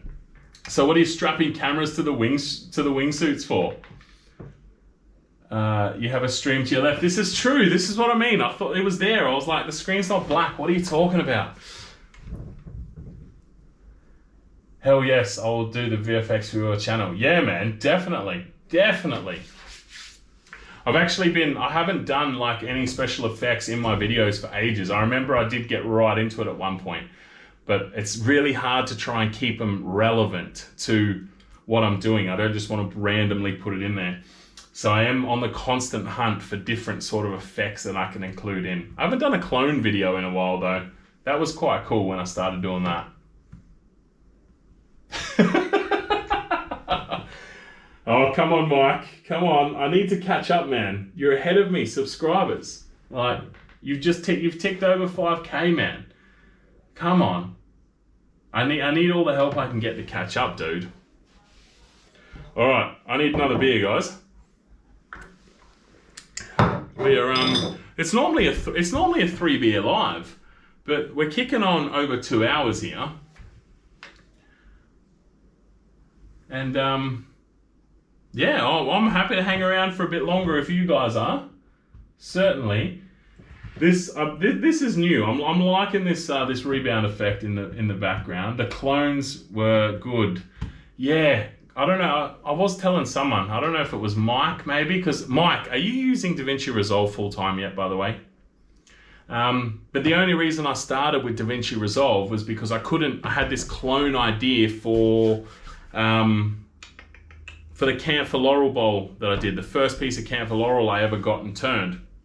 I wanted to do a clone thing in that. And the software I was using, you couldn't do the clone. So I downloaded DaVinci Resolve, learned how to do the cloning in that, exported that one scene and put it back into my old software. Because I didn't like the idea of trying to learn new software. And then I forced myself to do that more and more. So I'd do like 2 or 3 scenes in DaVinci Resolve, export it, go back to my old software. And then I just got to a point, I can't remember what video it was. I feel like it was when I actually bought my Sony without realizing, I think the export file from the Sony wouldn't register or something like that. So I just said, all right, well, this is it. We've got to go DaVinci Resolve full time. So I might get a few more subs when I start pushing my 5K subs giveaway. Oh, what's your giveaway, man? What's your giveaway? Let me know. Interested to see. I was actually thinking about that for 4K today. I was like, should I do a giveaway? And I was like, nah, I'll wait for 5. Because I haven't done one since 2000, I think I did my last giveaway at. But I'm going to get a beer. I'll be back in a second.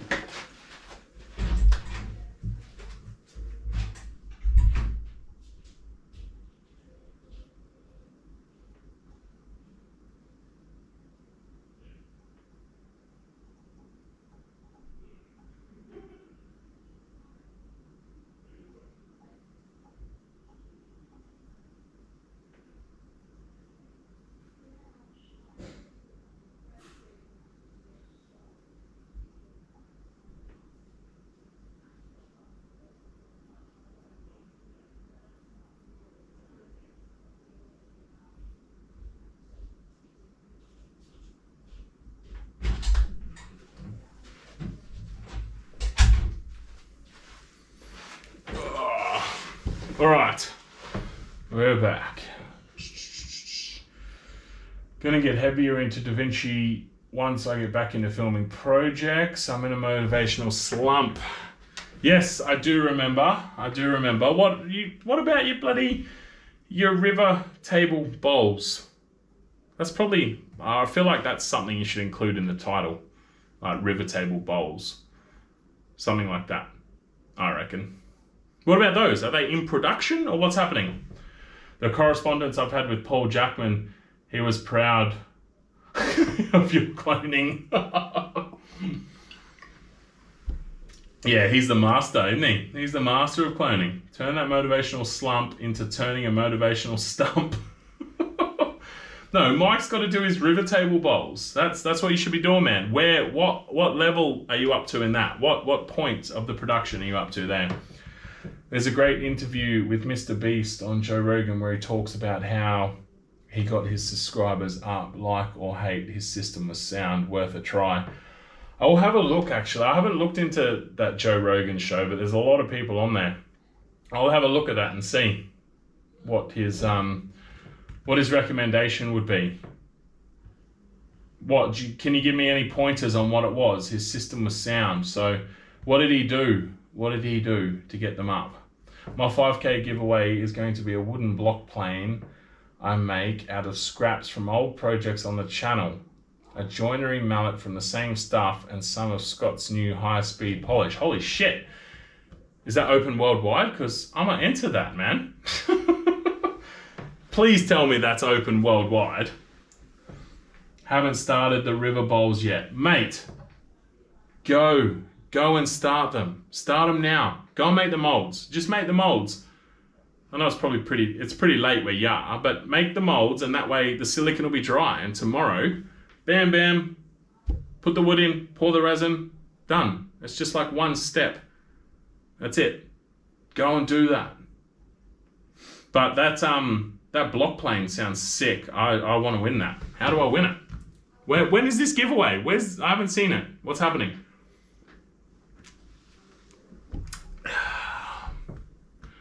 Fill me in.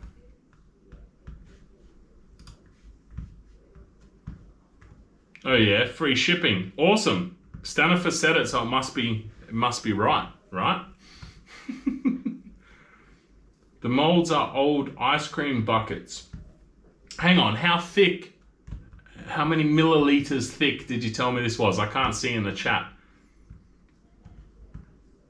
Well, if they're old ice cream buckets, you're ready to go. Just go do the next step then. Pour it. How thick are you going? I thought you were going to do like tables and do like a square.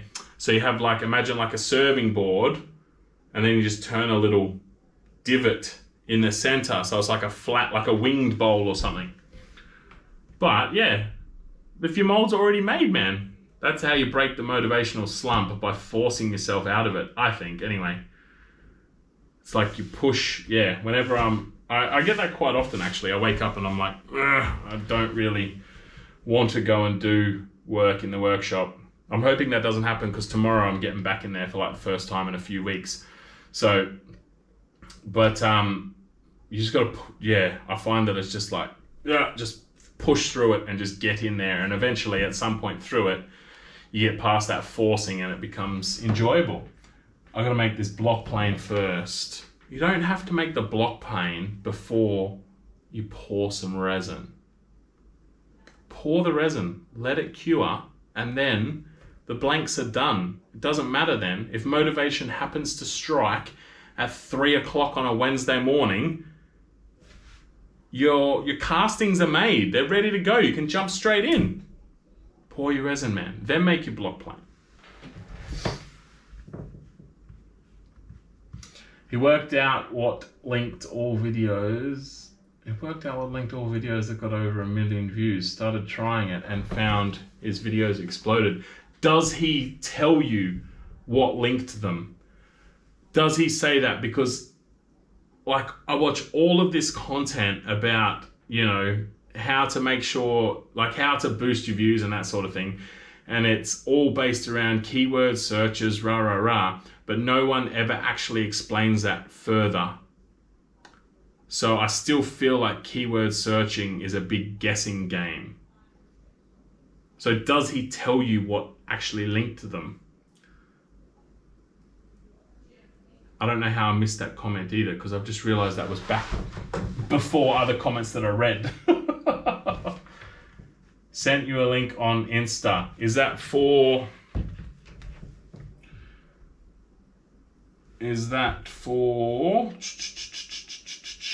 the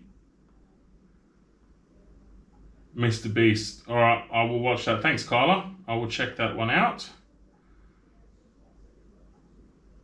Definitely, we'll check that. Wow, I've got quite a few Instagram messages I need to go through.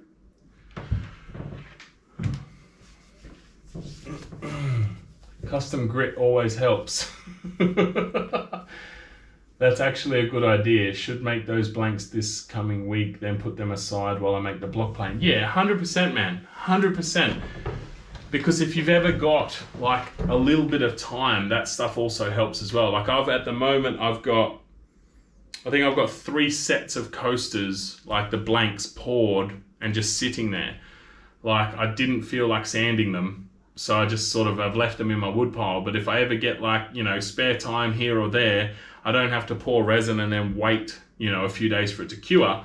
It's already done. You can just jump into it. I've also got a few, like I got into the habit a bit at the end of my last workshop of any leftover resin I had, pouring it into a cup. So I've got about 6 of these cups of, just like resin castings. Some have got timber in, some don't. I'm just going to turn them all. Probably like into dragon egg type shapes. But just random things that I can just at some point it's like, all right, let's jump into this and go for it. But at least you've got the blank there done. So, I mean, it's not hard to if you're using ice cream containers, just squirt a bit of mold release in there, put your wood in, mix the resin, pour it. You're talking half an hour. Force yourself through half an hour with no motivation, and then it's there for when motivation strikes.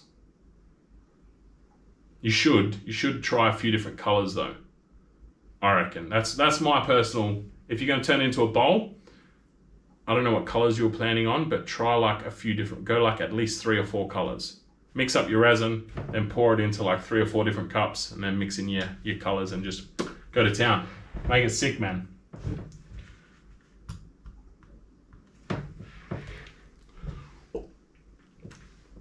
I've just had a message from my brother. He's gone axe throwing for his Bucks Day thing.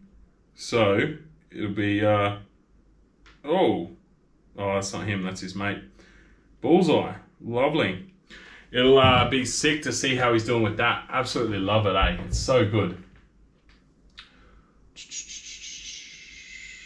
He gives a few clues. Awesome. I'm going to check that out, man, because I need a video to blow up.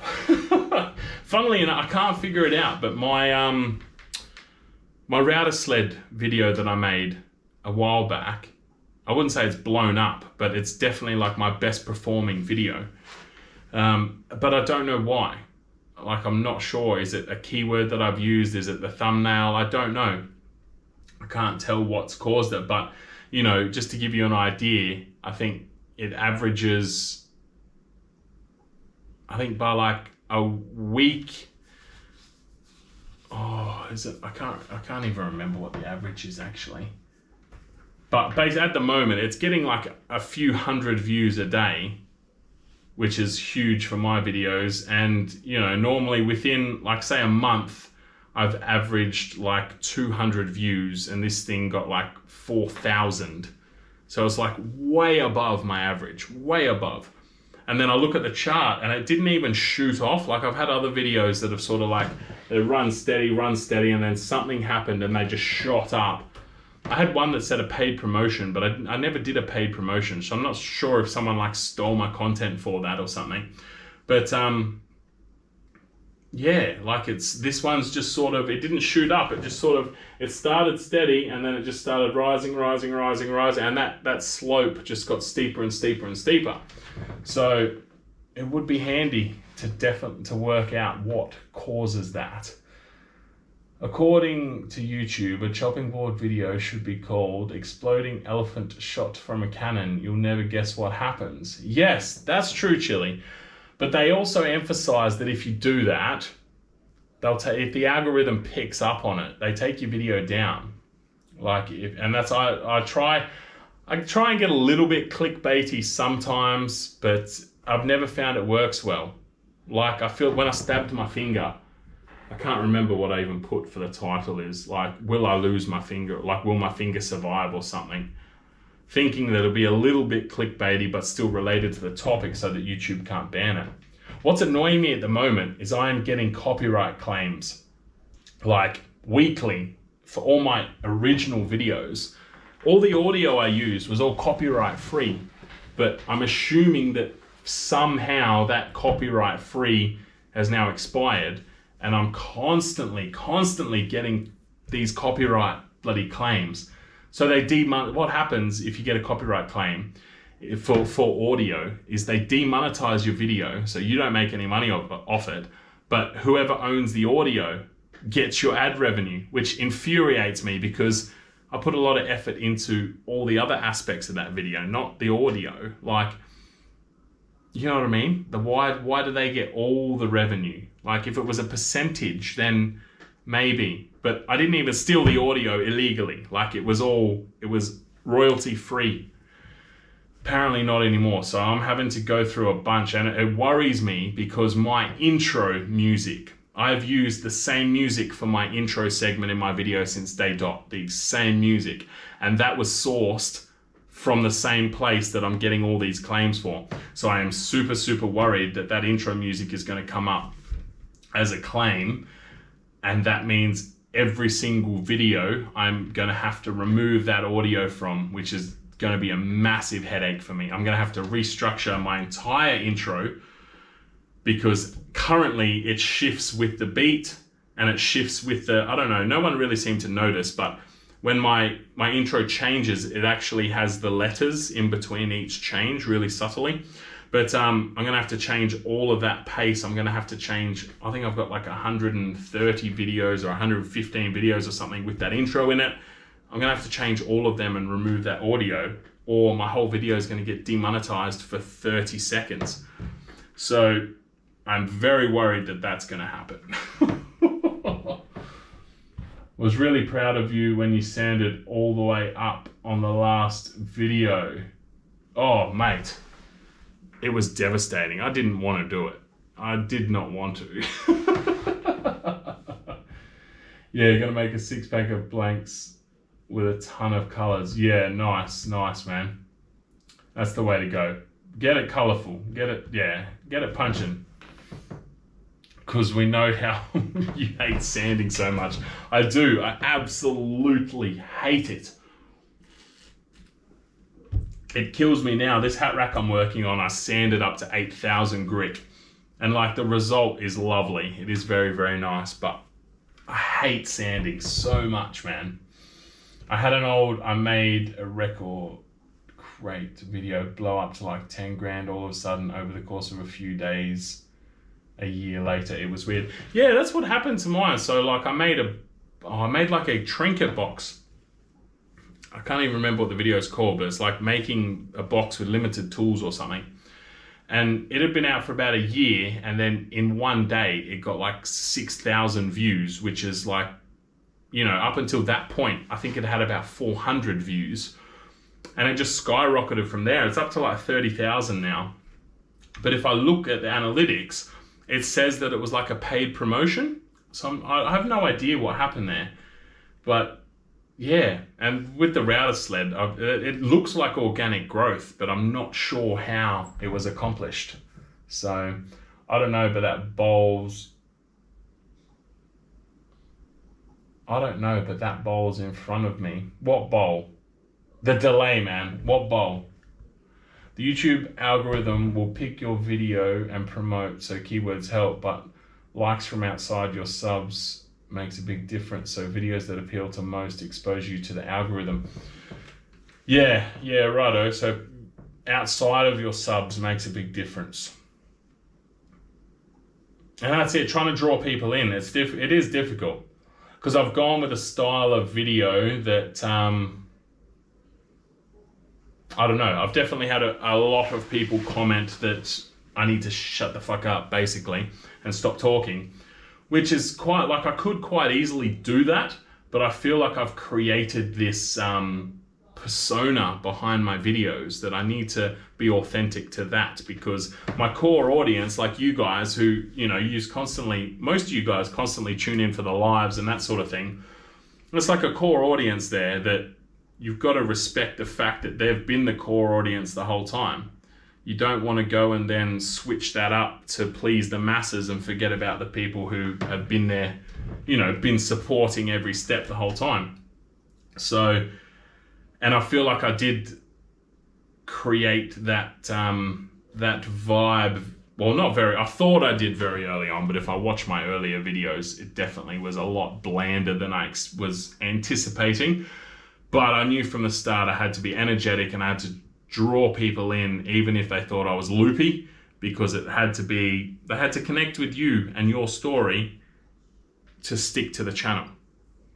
And I've been very big on that from the start. I think that comes from my days as a magician. I remember hearing Chris Angel on an interview talking about it and how there's so many magicians in the world, and in order to make it, they need to remember your name, not the trick. The trick doesn't matter. If they remember the trick that you showed them, it doesn't matter, because when they talk about it, oh, some magician did this. And he was like, for me to make it, I need that story to be Chris Angel showed me something. And the emphasis needs to be on who the person is, and they need to connect with that. And that was why he said he did such outrageous, extravagant stunts at the start, which he did. He did some pretty gross things early on that stuck with people, and the way he dressed and the way he acted. It was every episode, every season of Mind Freak he was completely different. He had a different haircut. He wore more and more makeup each time, and it was so that people remembered him more than the magic. And that's how he got to be. I think he's just been awarded some award from Magic Castle. I've got a feeling it may be Magician of the Century, but I also feel like he won that years ago, which is amazing, because when I thought he won it, that was within the same century that Houdini was around. So he's like higher than Houdini. And most of you guys probably, it means nothing to you, but it's a pretty big deal. It's a pretty big deal. So unsubscribe and rematch and like all the videos, then resubscribe. You can try that, Chili.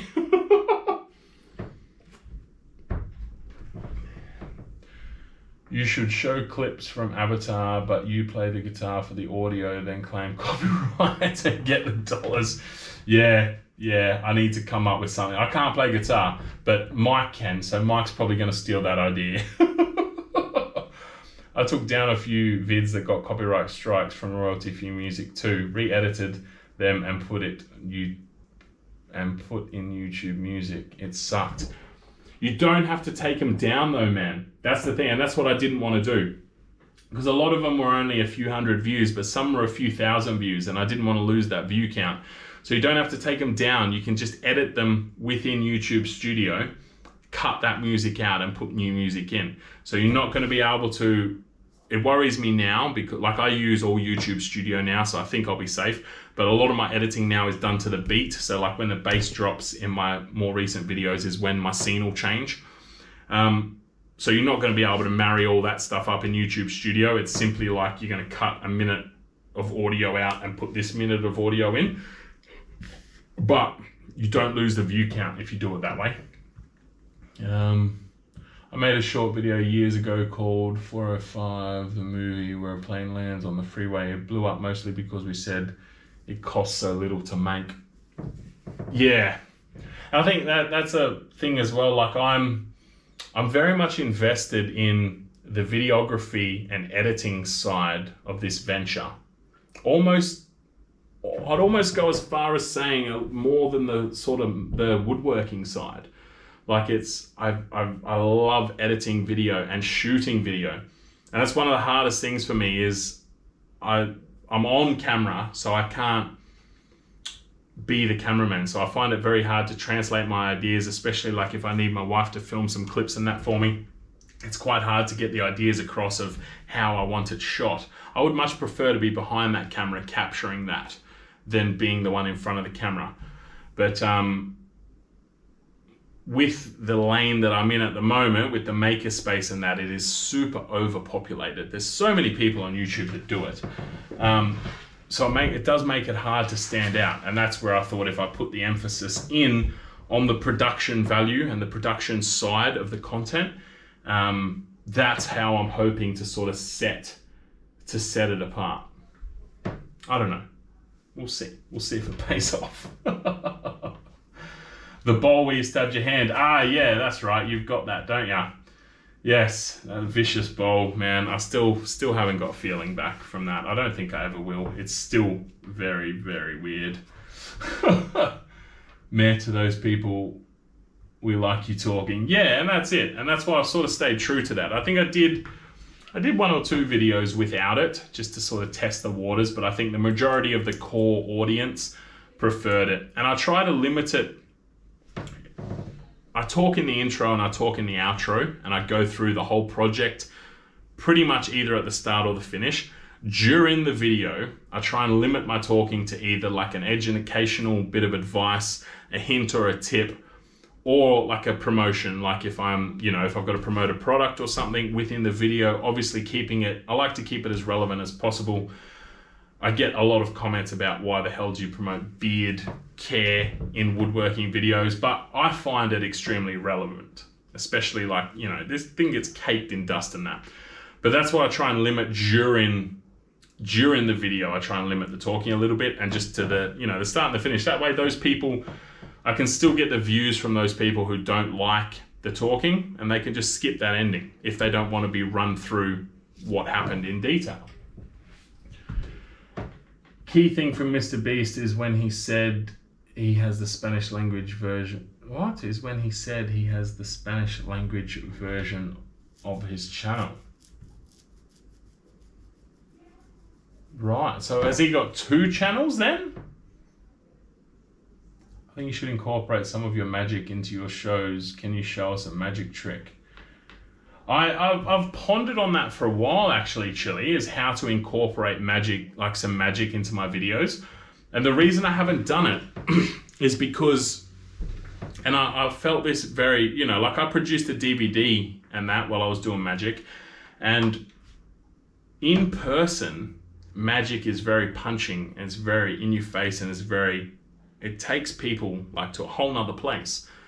But on camera, it is so easy for people to not understand what happened and automatically go, that was special effects, that was a camera trick, that was, and blame the fact that it's a video instead of, what actually appreciating what it is. And that's why I haven't included it in my YouTube videos thus far, is because I haven't come across a trick that I can perform where that isn't even a thought in someone's head. The fact that, we just did a camera trick. Because in my videos, I have used camera tricks. I have used special effects. I have used camera tricks. I did one ages ago where instead of, I can't remember even what video it was, but instead of showing the footage of running the timber through the thicknesser, I had the timber, before it went through the thicknesser, I pulled a cloth across it, and as it came out the other side, it was thicknessed and smooth and clean. That was a camera trick, clearly. So that's what sort of got me hesitant about incorporating any magic in the videos, is the fact that I have done camera tricks before, and on video, magic gets passed off as camera tricks an awful lot. That's another quote from Chris Angel, funnily enough, that's actually stuck with me since I started magic. Was he often said, so many people blame, well not blame, but say, he sold his soul to the devil, that's how he can do this. And he said, no, like, I haven't slept for 3 months. I work 20 hours a day on developing these illusions, mastering them, and executing them in a way that is magical to you, doesn't reveal the secret, and is financially viable. Like, I worked my ass off for this shit. I didn't sell my soul to the devil. Like, you're basically fobbing off all my hard work, saying that I just, you know, he said if I could make a deal with the devil, I would, because it'd be a hell of a lot easier and I would have had a life to enjoy. I haven't had a life to enjoy because I've been working so much. So that always stuck with me as well. And I actually, towards the end of doing magic, I got a lot more invested in teaching magic because, you know, there's a lot that goes behind it. I had one demonstration I did at a wedding that was a mass prediction. It took 2.5 years of planning before I had a chance, because you needed a massive audience. So I think I had 100 or 120 people or something to do this demonstration in front of. But the first time I did it was the first time I did it. Like it was a demonstration that was fully planned on paper of how it was going to be executed, but you never had an audience big enough to try it. So, you know, but so much work. That was 2.5 years of prep. Hundreds and hundreds and hundreds of dollars of, you know, developing different aspects of it. A lot goes in behind the scenes that is not underappreciated, but not even recognized in magic. And that's the way it has to be. That's the idea of it. Sounds like you need to move here and be my videographer and editor. Happy to split the revenue 50-50. Also, we have lumberjack contest. One day, my friend, one day I will make it over there and I'll shoot a video for you if I ever get over to Canada. Check out Frank Colworth early videos. He grew his base with cool animation at the start. All right, I'll write that name down and I will suss it out.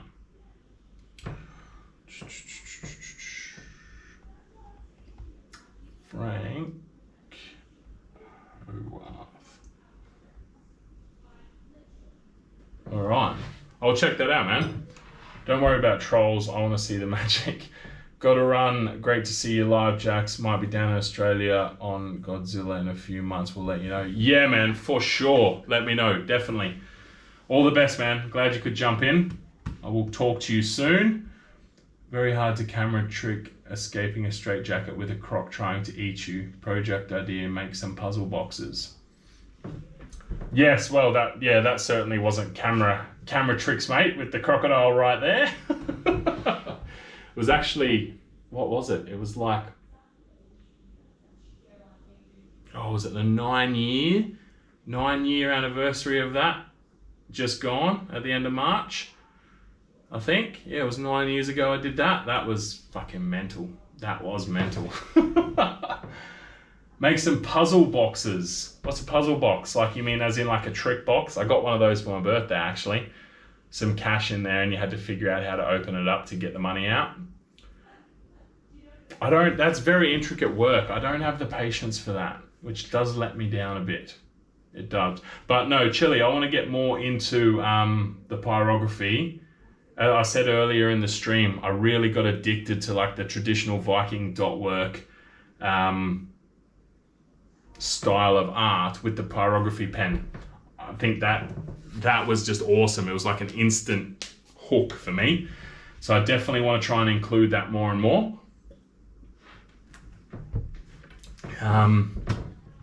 Maybe in some bowls and stuff like that, I think.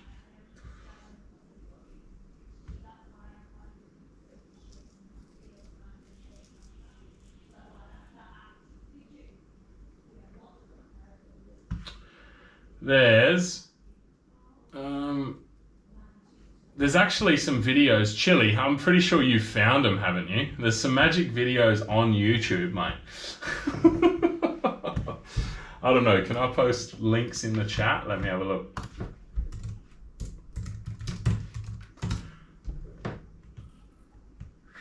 There's also a rapper in America who went by the same name as I did for magic. So, well, it's magic and music, but, oh, we've got Nomad there. Can I copy that? Let's have a look here.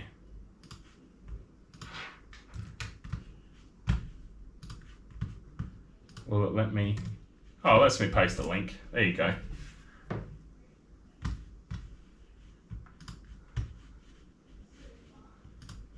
There's no beard in that either. That's pre the beard.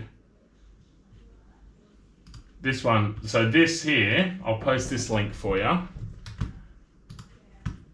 This second link that I'm posting, right, believe it or not, that second one, what was it? It cost me about $3,500 to execute that trick. That second one, it was about $3,500–4,000. Yeah, I did a bowl where I drilled lots of holes in it. My mate Dale from Zimmer did one, and I asked if I could do it. I reckon it might have been Dale that I saw.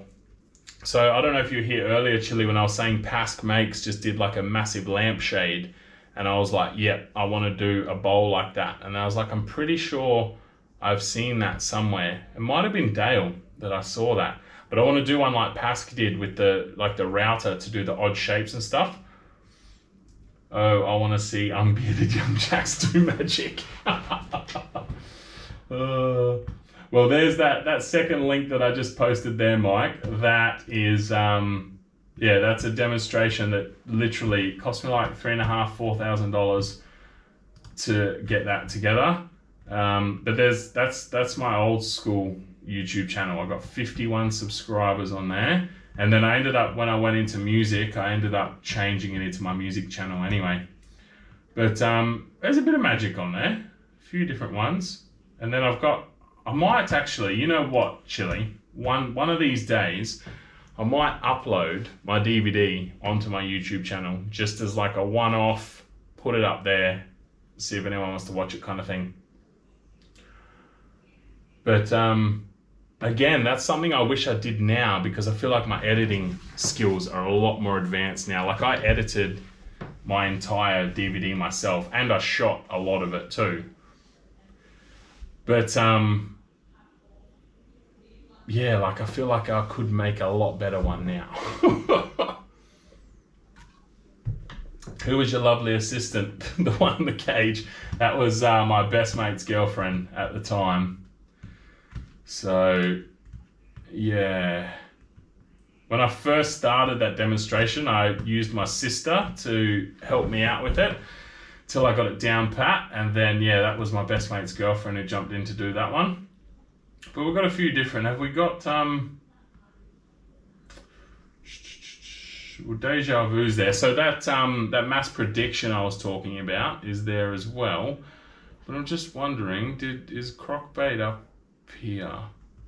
Yeah, there's Crockbait there. So I'll share this so Mike can check it out as well. This is what Chili was talking about earlier, Mike, was escaping a straitjacket underwater with a crocodile right next to you. Was that one there.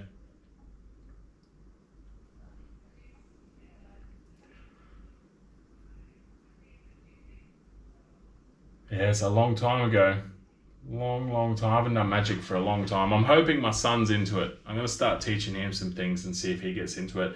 Because I think that would be absolutely perfect for me as well, is to be the one behind the camera for him. If he gets right into it, I can combine his skill with magic, with my ability, you know, with all my videography sort of experience that I've learned. And I think we can make something pretty cool. I can teach him all I know for magic, and then he can just go on to keep learning. I think that would be absolutely wicked. It's just going to be a case of, and he's small too. That was a big hurdle for me in magic, actually, was being the size that I am. Especially when it came to escapology and stuff like that. Massive hurdle. But he's only a small fella, so I reckon it'll be a good combo if he gets into it. A short-haired and short-bearded. Yes, well, on that note, there's no beard in some of them. I mean, there's a little pencil beard across the bottom there. But I didn't start growing the beard until, or in some of the music videos in there, is when I started the beard. But yeah, prior to that, what was I thinking? I have no idea. All right, I am going to grab a beer. We should probably look at calling this quits soon, shouldn't we? We've been talking a long time.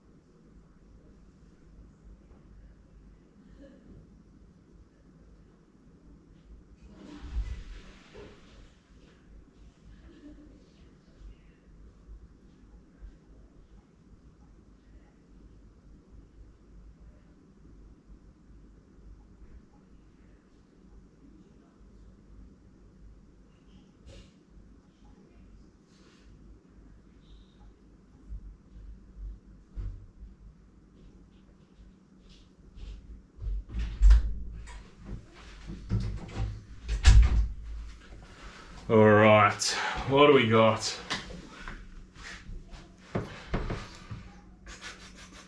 But at least you're fourth in line to the throne of the Hill Giants, so you've got that going for you. Apparently I do, mate. Apparently I do. He's little now, late for puberty. Yes, your genes. I don't think, Kyla, to be honest with you, I think he is dead set. He's going to take after my father-in-law, who's like a smaller, skinny bloke.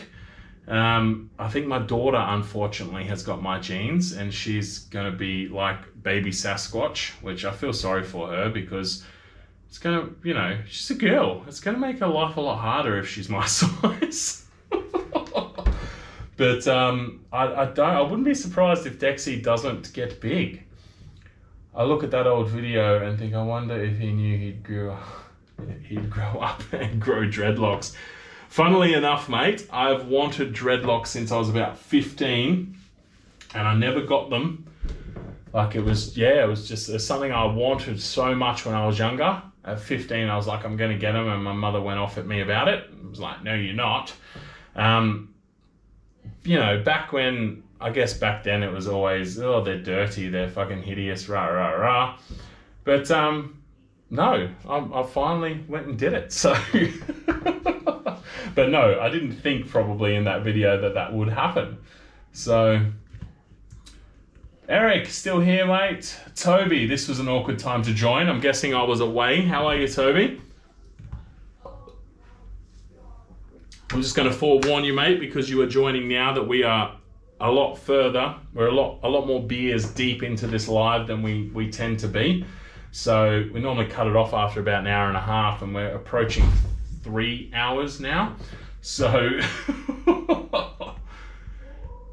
it's yeah. No, it's been a good chat. I've quite enjoyed catching up with everyone. But Chili, I swear you'd already stumbled across that, mate. What else have we got on here? Just a flame cage.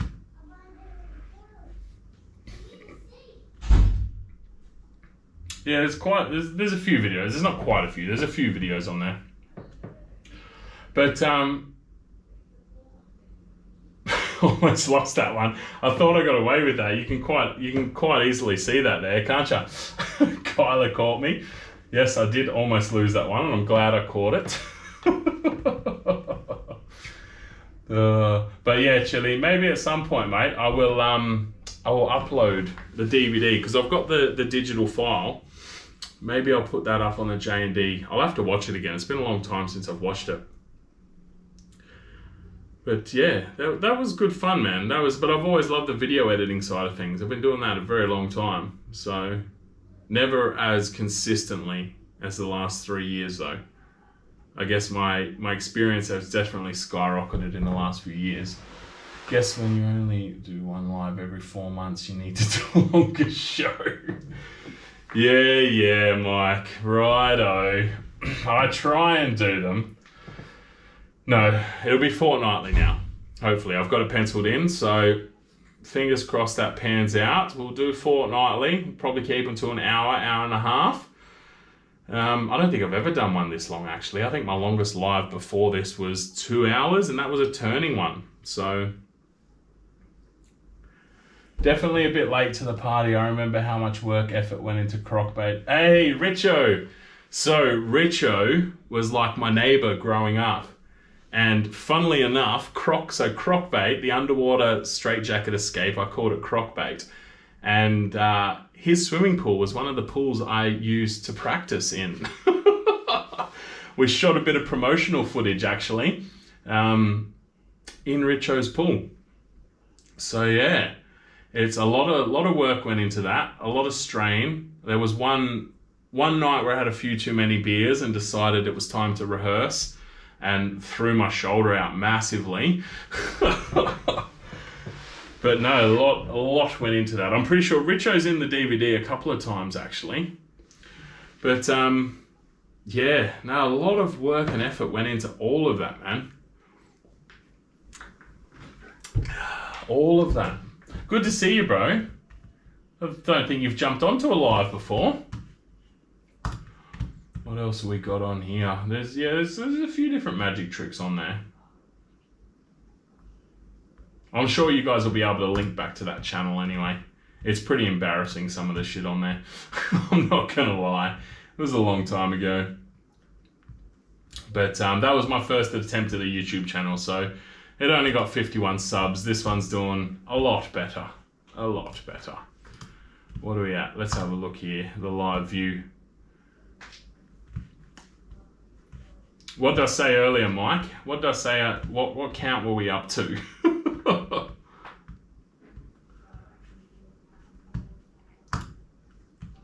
I go analytics, you can go your real time. So we've got 3,904. And you got the steady, how much of my laptop can you see? Yeah, you guys can see just the edge there.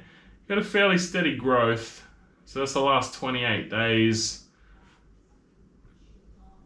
We've gone 1752 up to 1904. So that's what, 150 odd, I think. If we change that to the lifetime of the channel, it's a pretty steady growth, if you guys can see there. Like, it's a pretty steady curve. It's about this point here, the end of 2020, that things sort of started to speed up a little bit. But yeah, anyway, I'm at a point of like just rambling now. Never had a chance. Miss you too, dude. It's been a long time. It's been a long time. It's been nearly a year since I've been up to Darwin, actually. It's probably going to be a lot longer till I go back, I think, as well. Got a lot of other stuff I need to do. You should upload 2 versions of the DVD. Would love to watch it and then watch a voiceover where you watch it for the first time in however long and talk through it. That's an idea, isn't it? Yeah, I could do like a voiceover of it. I'm trying to remember what demonstrations are in it. Like, I know Crockbait's in it. My head tattoo, so for those who don't know, that tattoo that I've got on my head there, that's my logo. Like, from when I was a magician. I used to get that design cut into my hair. My hairdresser used to sit there with a razor every week and bloody cut it into my hair, and I got sick of doing that. So I ended up shaving it and going to get it tattooed. But that's what that tattoo is. But yeah, it's got the tattoo in it. Crockbait. It's got there's a fair few different like parties and stuff. Yeah, it's a long time ago. It was a whole that was my whole life. It's quite interesting. Yeah. Anyway, I'll end up going off, you know, a couple more beers and I'll be off on a drunken tangent, and we'll be here till 6 o'clock. So my GoPro will overheat by that stage. Surprisingly, it's not too hot. I don't know what we're doing differently, but it used to cut out after like an hour and a half. I'm only new. I watched your video on the router sled and loved how great the video was. Keep up the great work, man. Toby, thanks, man. Funnily enough, we were actually talking about the, I was talking about the router sled video earlier. And that video has, yeah, it's blown up a little bit for me in terms of my channel. So, I'm glad you've come over, man. That's awesome. And I'm glad you liked the video. I really like DVD commentaries though. See, I've never been one for DVD commentaries. So, but it's something I could look at doing. I don't know, I've always worried about the relevance, I guess, of uploading it to this channel. Trying to stay true to that core audience that I was talking about before. So I've always worried about the relevance of it. But in saying that, I do treat this channel now a bit more like a diary, in the sense of documenting the journey of woodworking, and you know, we do these lives, have a chat. So I guess it's deviated a little bit away from just purely projects. So we could make it relevant. We could make it relevant. Bloody hell, next I'll be uploading music videos and everything.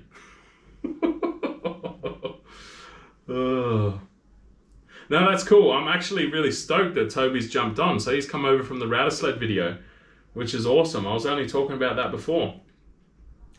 That video has done quite well for my channel.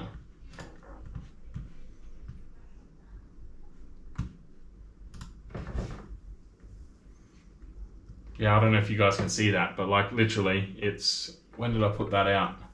December 14th, no, December 13th. And then, so within a month, like it was a steady growth in a month. It got to about 500 views in a month. And then you go to a month later and it's like over 2,500 views. A month after that, over 4,500 views. A month after that, 6,500. So it's grown. So that's got, there you go, it says it right there. So that video has 706 hours of watch time, which is 676 more than usual for the period that it's been up. So that's insane. 8.2 thousand views, which is 7.7 thousand more than usual. So it's doing quite well, that video is.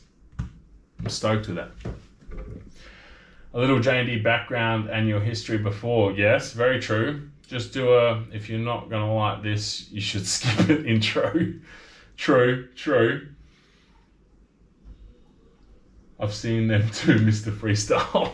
I used to do this thing, Chili. I'd post up, it was like every month for like, I don't know, 3 or 4 months. I posted up a post on my music page for people to just comment words. And then, yeah, we'd knock up a song in like half an hour with everyone's words. It was good fun, actually. I'll have to rewatch this chat if you decide to upload it to get background knowledge on you.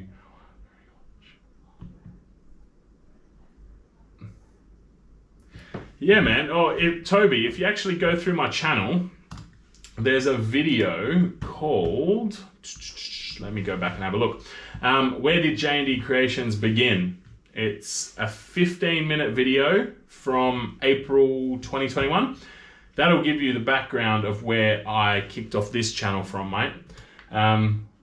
These guys are, we're talking at the moment pre-J&D times. I was a magician for about 10 years. So, and I did some absolutely terrible YouTube videos back then. It was more an in-person sort of magician. I used to do weddings and birthdays and stuff like that. And I was on the cusp. I released a DVD and that sort of thing and started getting into the video side of it. So I had a YouTube channel that was terrible, terrible. And for some reason I shared links from that channel. So, but yeah.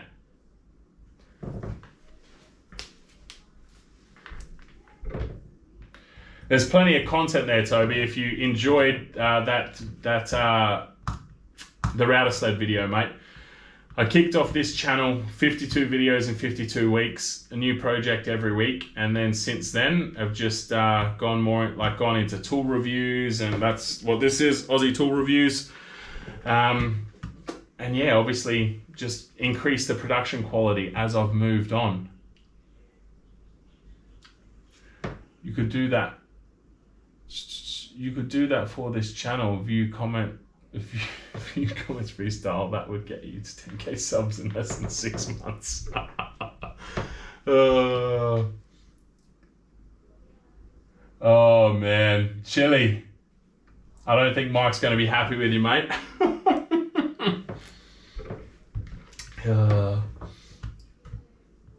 Remember Jess hitting you with that long ass medical word.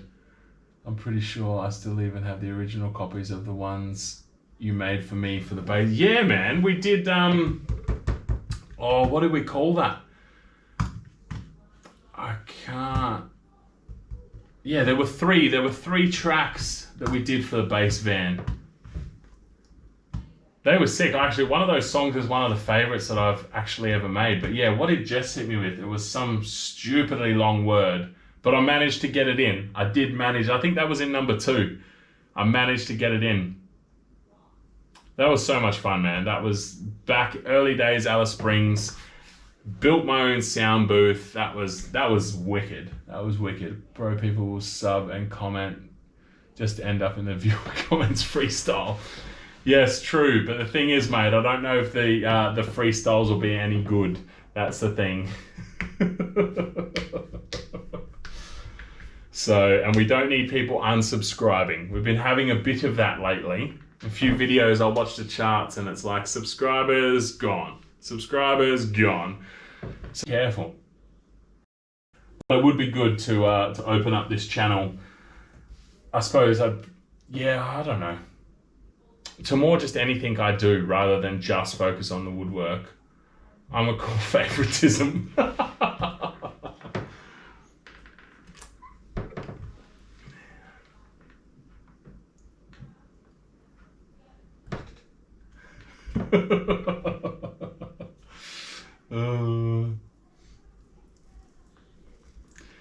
Yeah, so for anyone who doesn't know what's going on there, we've got so Wooden Things and Stuff in the comments there is like my YouTube nemesis. And we've got a competition running sponsored by Custom Creations. The first one to 10K wins $1,000 Australian. So right now, Mike's Wooden Things and Stuff is kicking my ass. He's like, well, what are you, Mike? You've got to be at least 1,100 subs ahead, at least. So we're on a mission to get to 10K. And we just, So if you want to share this video, guys, if you like my content, make sure you send it to your friends and family. Get it out there. Get people subscribing. Because we don't need the Canadian winning this, do we? We don't.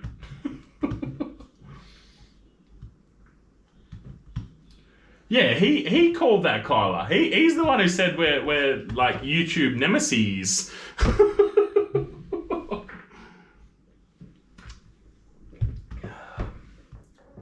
I think it's because, we do very similar stuff, but he just talks funny. So that's the only difference. And he doesn't use DaVinci Resolve to edit. That's another difference. That's a pretty major difference, actually. I'm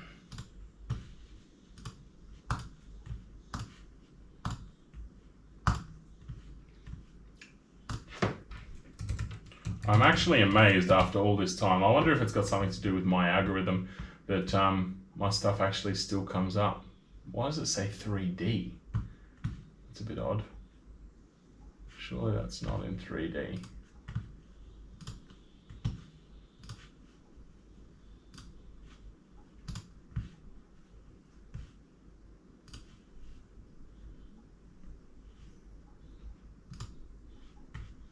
Yeah, right. Anyway.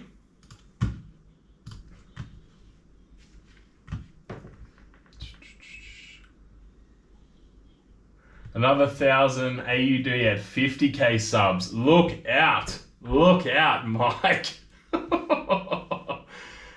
This shit is on. This shit is on. There's another deal down. 50K.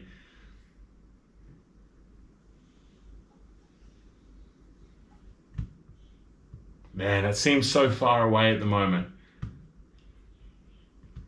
I'll share it on another live show tomorrow. Mike, legend. Legend. You talk funny. No, I don't, mate. Hey, at least I knew what a ute was. Like, who doesn't know what a... Matty, this bloke didn't know what an XR8 ute was. Seriously. Fucking utes. Exactly. He didn't know what a ute was. Who doesn't know what a ute was? What a ute was. What a ute is. Like, man, it's just a whole other life over there, isn't it?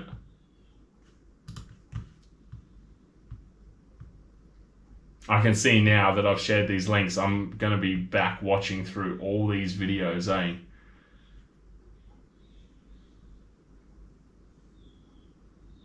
There's so many of them.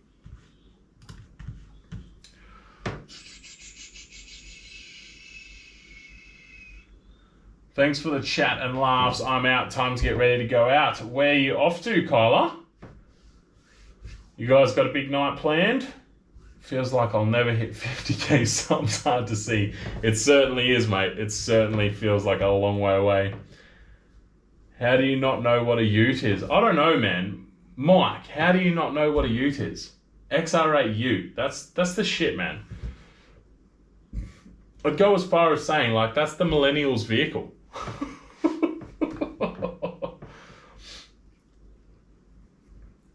Utes aren't a thing anywhere outside of Oz from what I can tell. I just can't fathom that.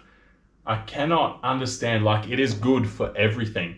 If you want to move house, you use a ute. If you want a good drift car, there's no weight in the back, so you use a ute. If you don't have a swimming pool, you put a tarp in the back of your ute and you fill it with water. You got a pool. Like, it's good for everything. Dropping kids to grannies and then out to dinner. I am 1,000,000% jealous of you guys right now. I wish we had grandparents here that we could just drop the kids off to. Absolutely wish. That would be so good. There's a video of me eating a chili on YouTube. You search by Orange Copenhagen. All right, I will have a look, mate. Well, I can tell you it's not a truck. Yes, it's not. That was the hardest thing, Richo. I'm on this podcast trying to explain what a ute is, and he's just thinking it's a truck. And I'm like, no, it's like a normal car. Like, they're the best.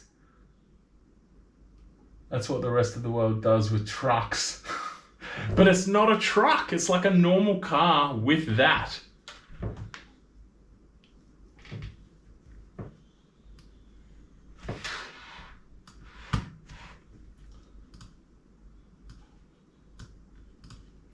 My computer doesn't want to play the game at the moment. Let's have a look.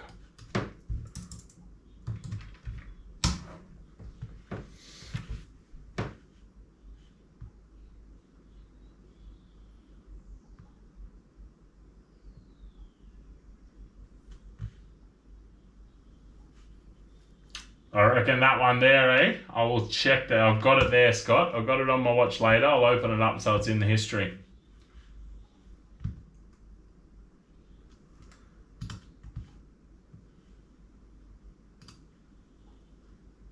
There we go. It's ready to go, mate. I will check that out.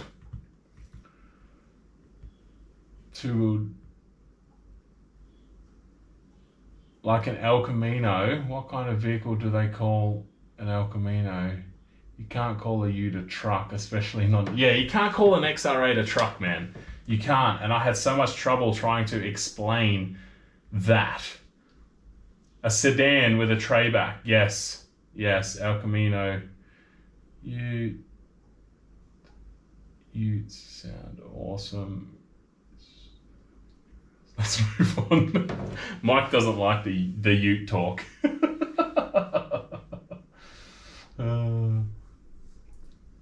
Two-wheel drive 10 equals ute. Two-wheel drive square body F100 equals ute.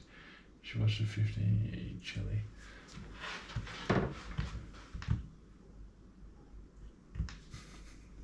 All right, so Mike wants us to move away from the ute thing. I think he's a little bit embarrassed, but anyway.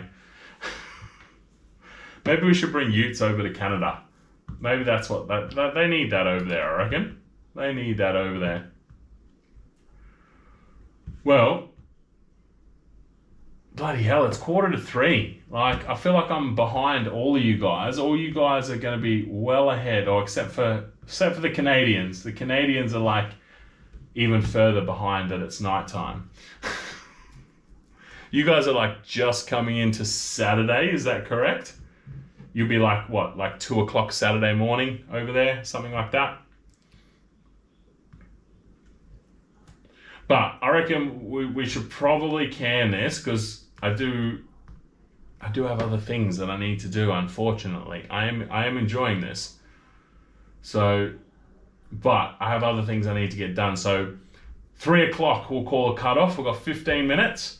Honestly, I wish utes were a thing here. They're rad. Man, they're sick. You put V8 power in something that has like 100 or 200 kilos in the back, which is nothing. You just slide for days.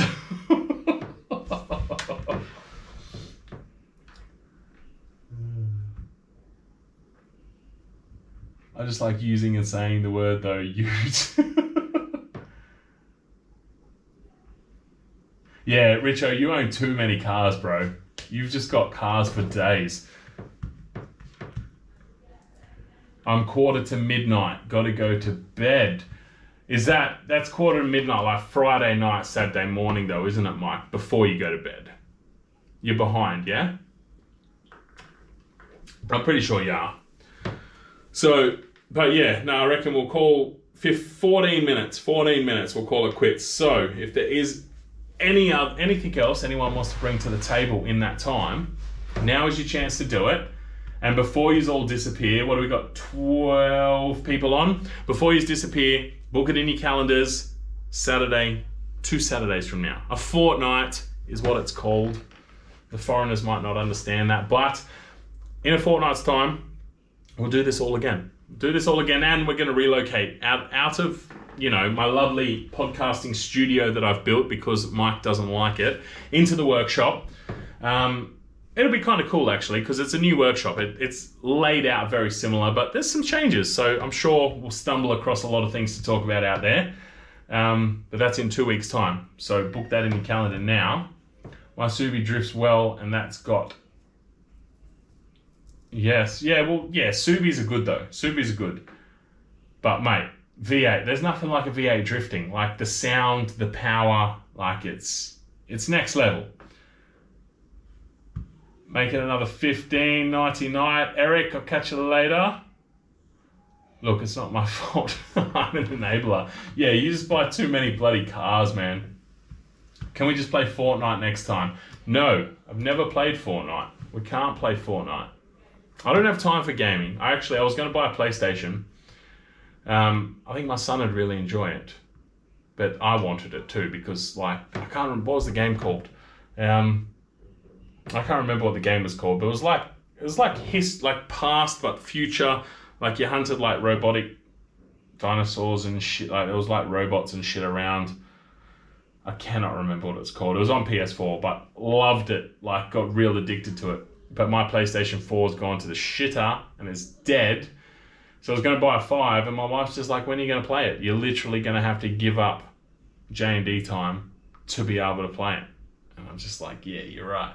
I'm like, maybe a waste of money. Probably won't do that. Wow, that whole camera just moved then. So I haven't got around to it. So I don't really play any video games anymore. That was a fucking good game though. What was it called? I cannot remember. I can never remember. It's a few times now, I forgot.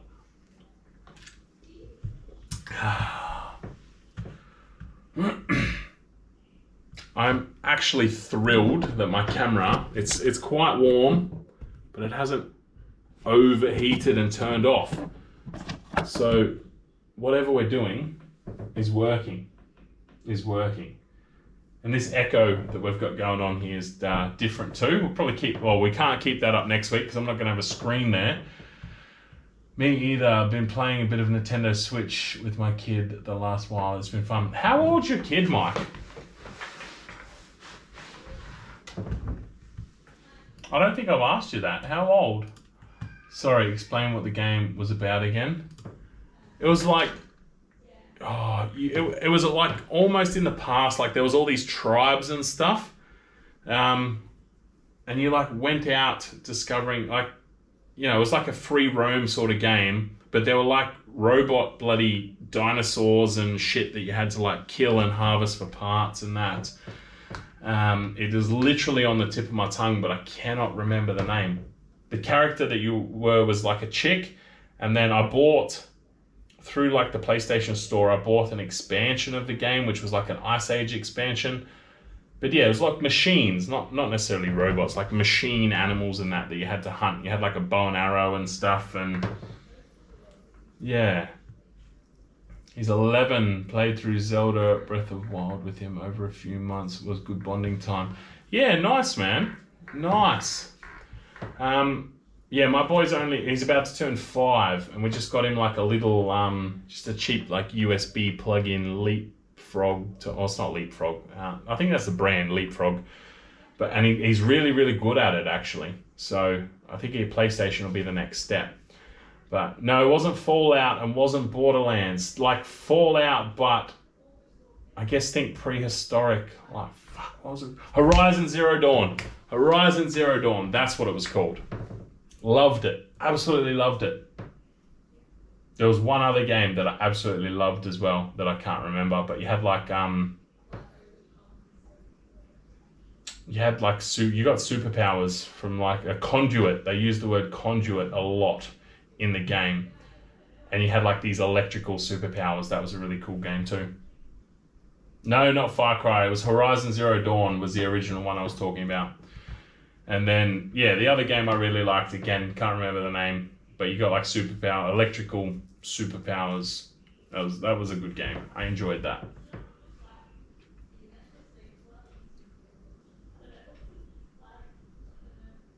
Far Cry. I haven't played Far Cry. I have to check it out when I get the time. Haven't you played it, Chili? Oh, man. Horizon Zero Dawn. Absolutely loved it. Like, he's saving his paper route money for PS. Yeah. Good on him, man. Tell him to go hard. Go hard. Second Son. Was that what it's called? Second Son? That does sound familiar. No. Yeah, Infamous. No, I didn't play Second Son. Is Infamous the first one? Yeah, because you could choose. You could go like good or bad.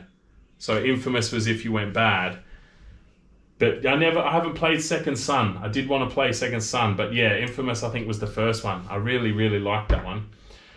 But no, definitely Horizon Zero Dawn, I literally would, before my son was born, because I got that just before he was born, I'd like play it till late at night. I wouldn't even turn the PlayStation off. I'd just like pause it, go to bed, get up, go to work, come home, play it.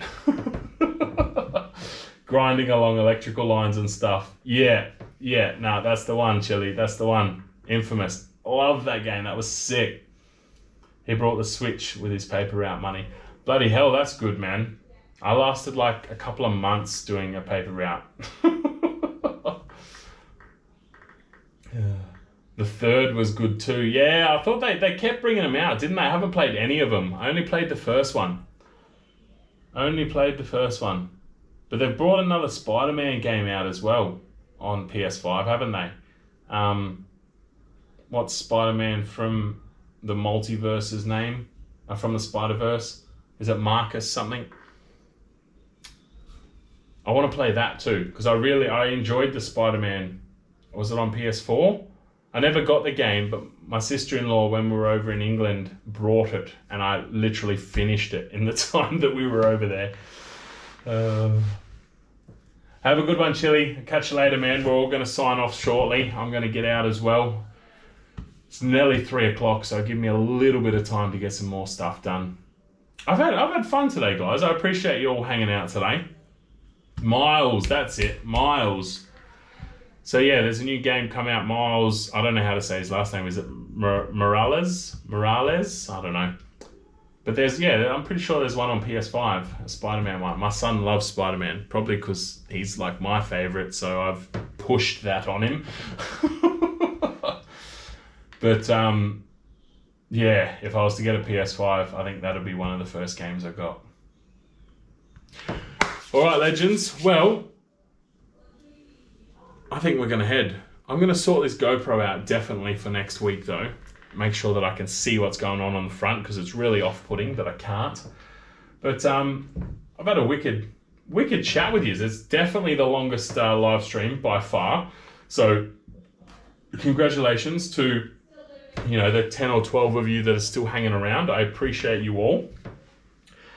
And we will do this all again in a fortnight. So make sure you get your beers cold. Mike can go into his workshop because he's got a fridge in there. I don't have a fridge in mine, so unfortunately I'm going to have to still walk out and grab beers. But we're going to do it in the workshop as well. Enjoy the rest of your weekend and hoping to head south when we're allowed to. So we'll have to catch up for a couple of bevies. You're allowed now, man. Borders are open here, just so you know. Like, they're open. Good to go now. Another fun show. See you tomorrow morning for my show when you wake up. Maybe turning Aussie Ironbark. Lovely. I haven't turned Ironbark. I will try and wake up, but tomorrow is my only day in the shop, so I might be in the shop. We'll see. All right, guys, it has been fun. I hope you all tune in. Not next. I've got to not say next. Not next Saturday, the Saturday after. Saturday fortnight. We'll do this again. So make sure your beers are cold. Come with your questions and your stories, and we'll just have a chat. Legends. Until then, can I just end it from here, you reckon? Do you reckon that'll work, or do I need to do it from my phone? Let's do it from the phone, just in case. Or maybe we should trial the app. We'll trial the app. Until next time, legends, I'll catch you later.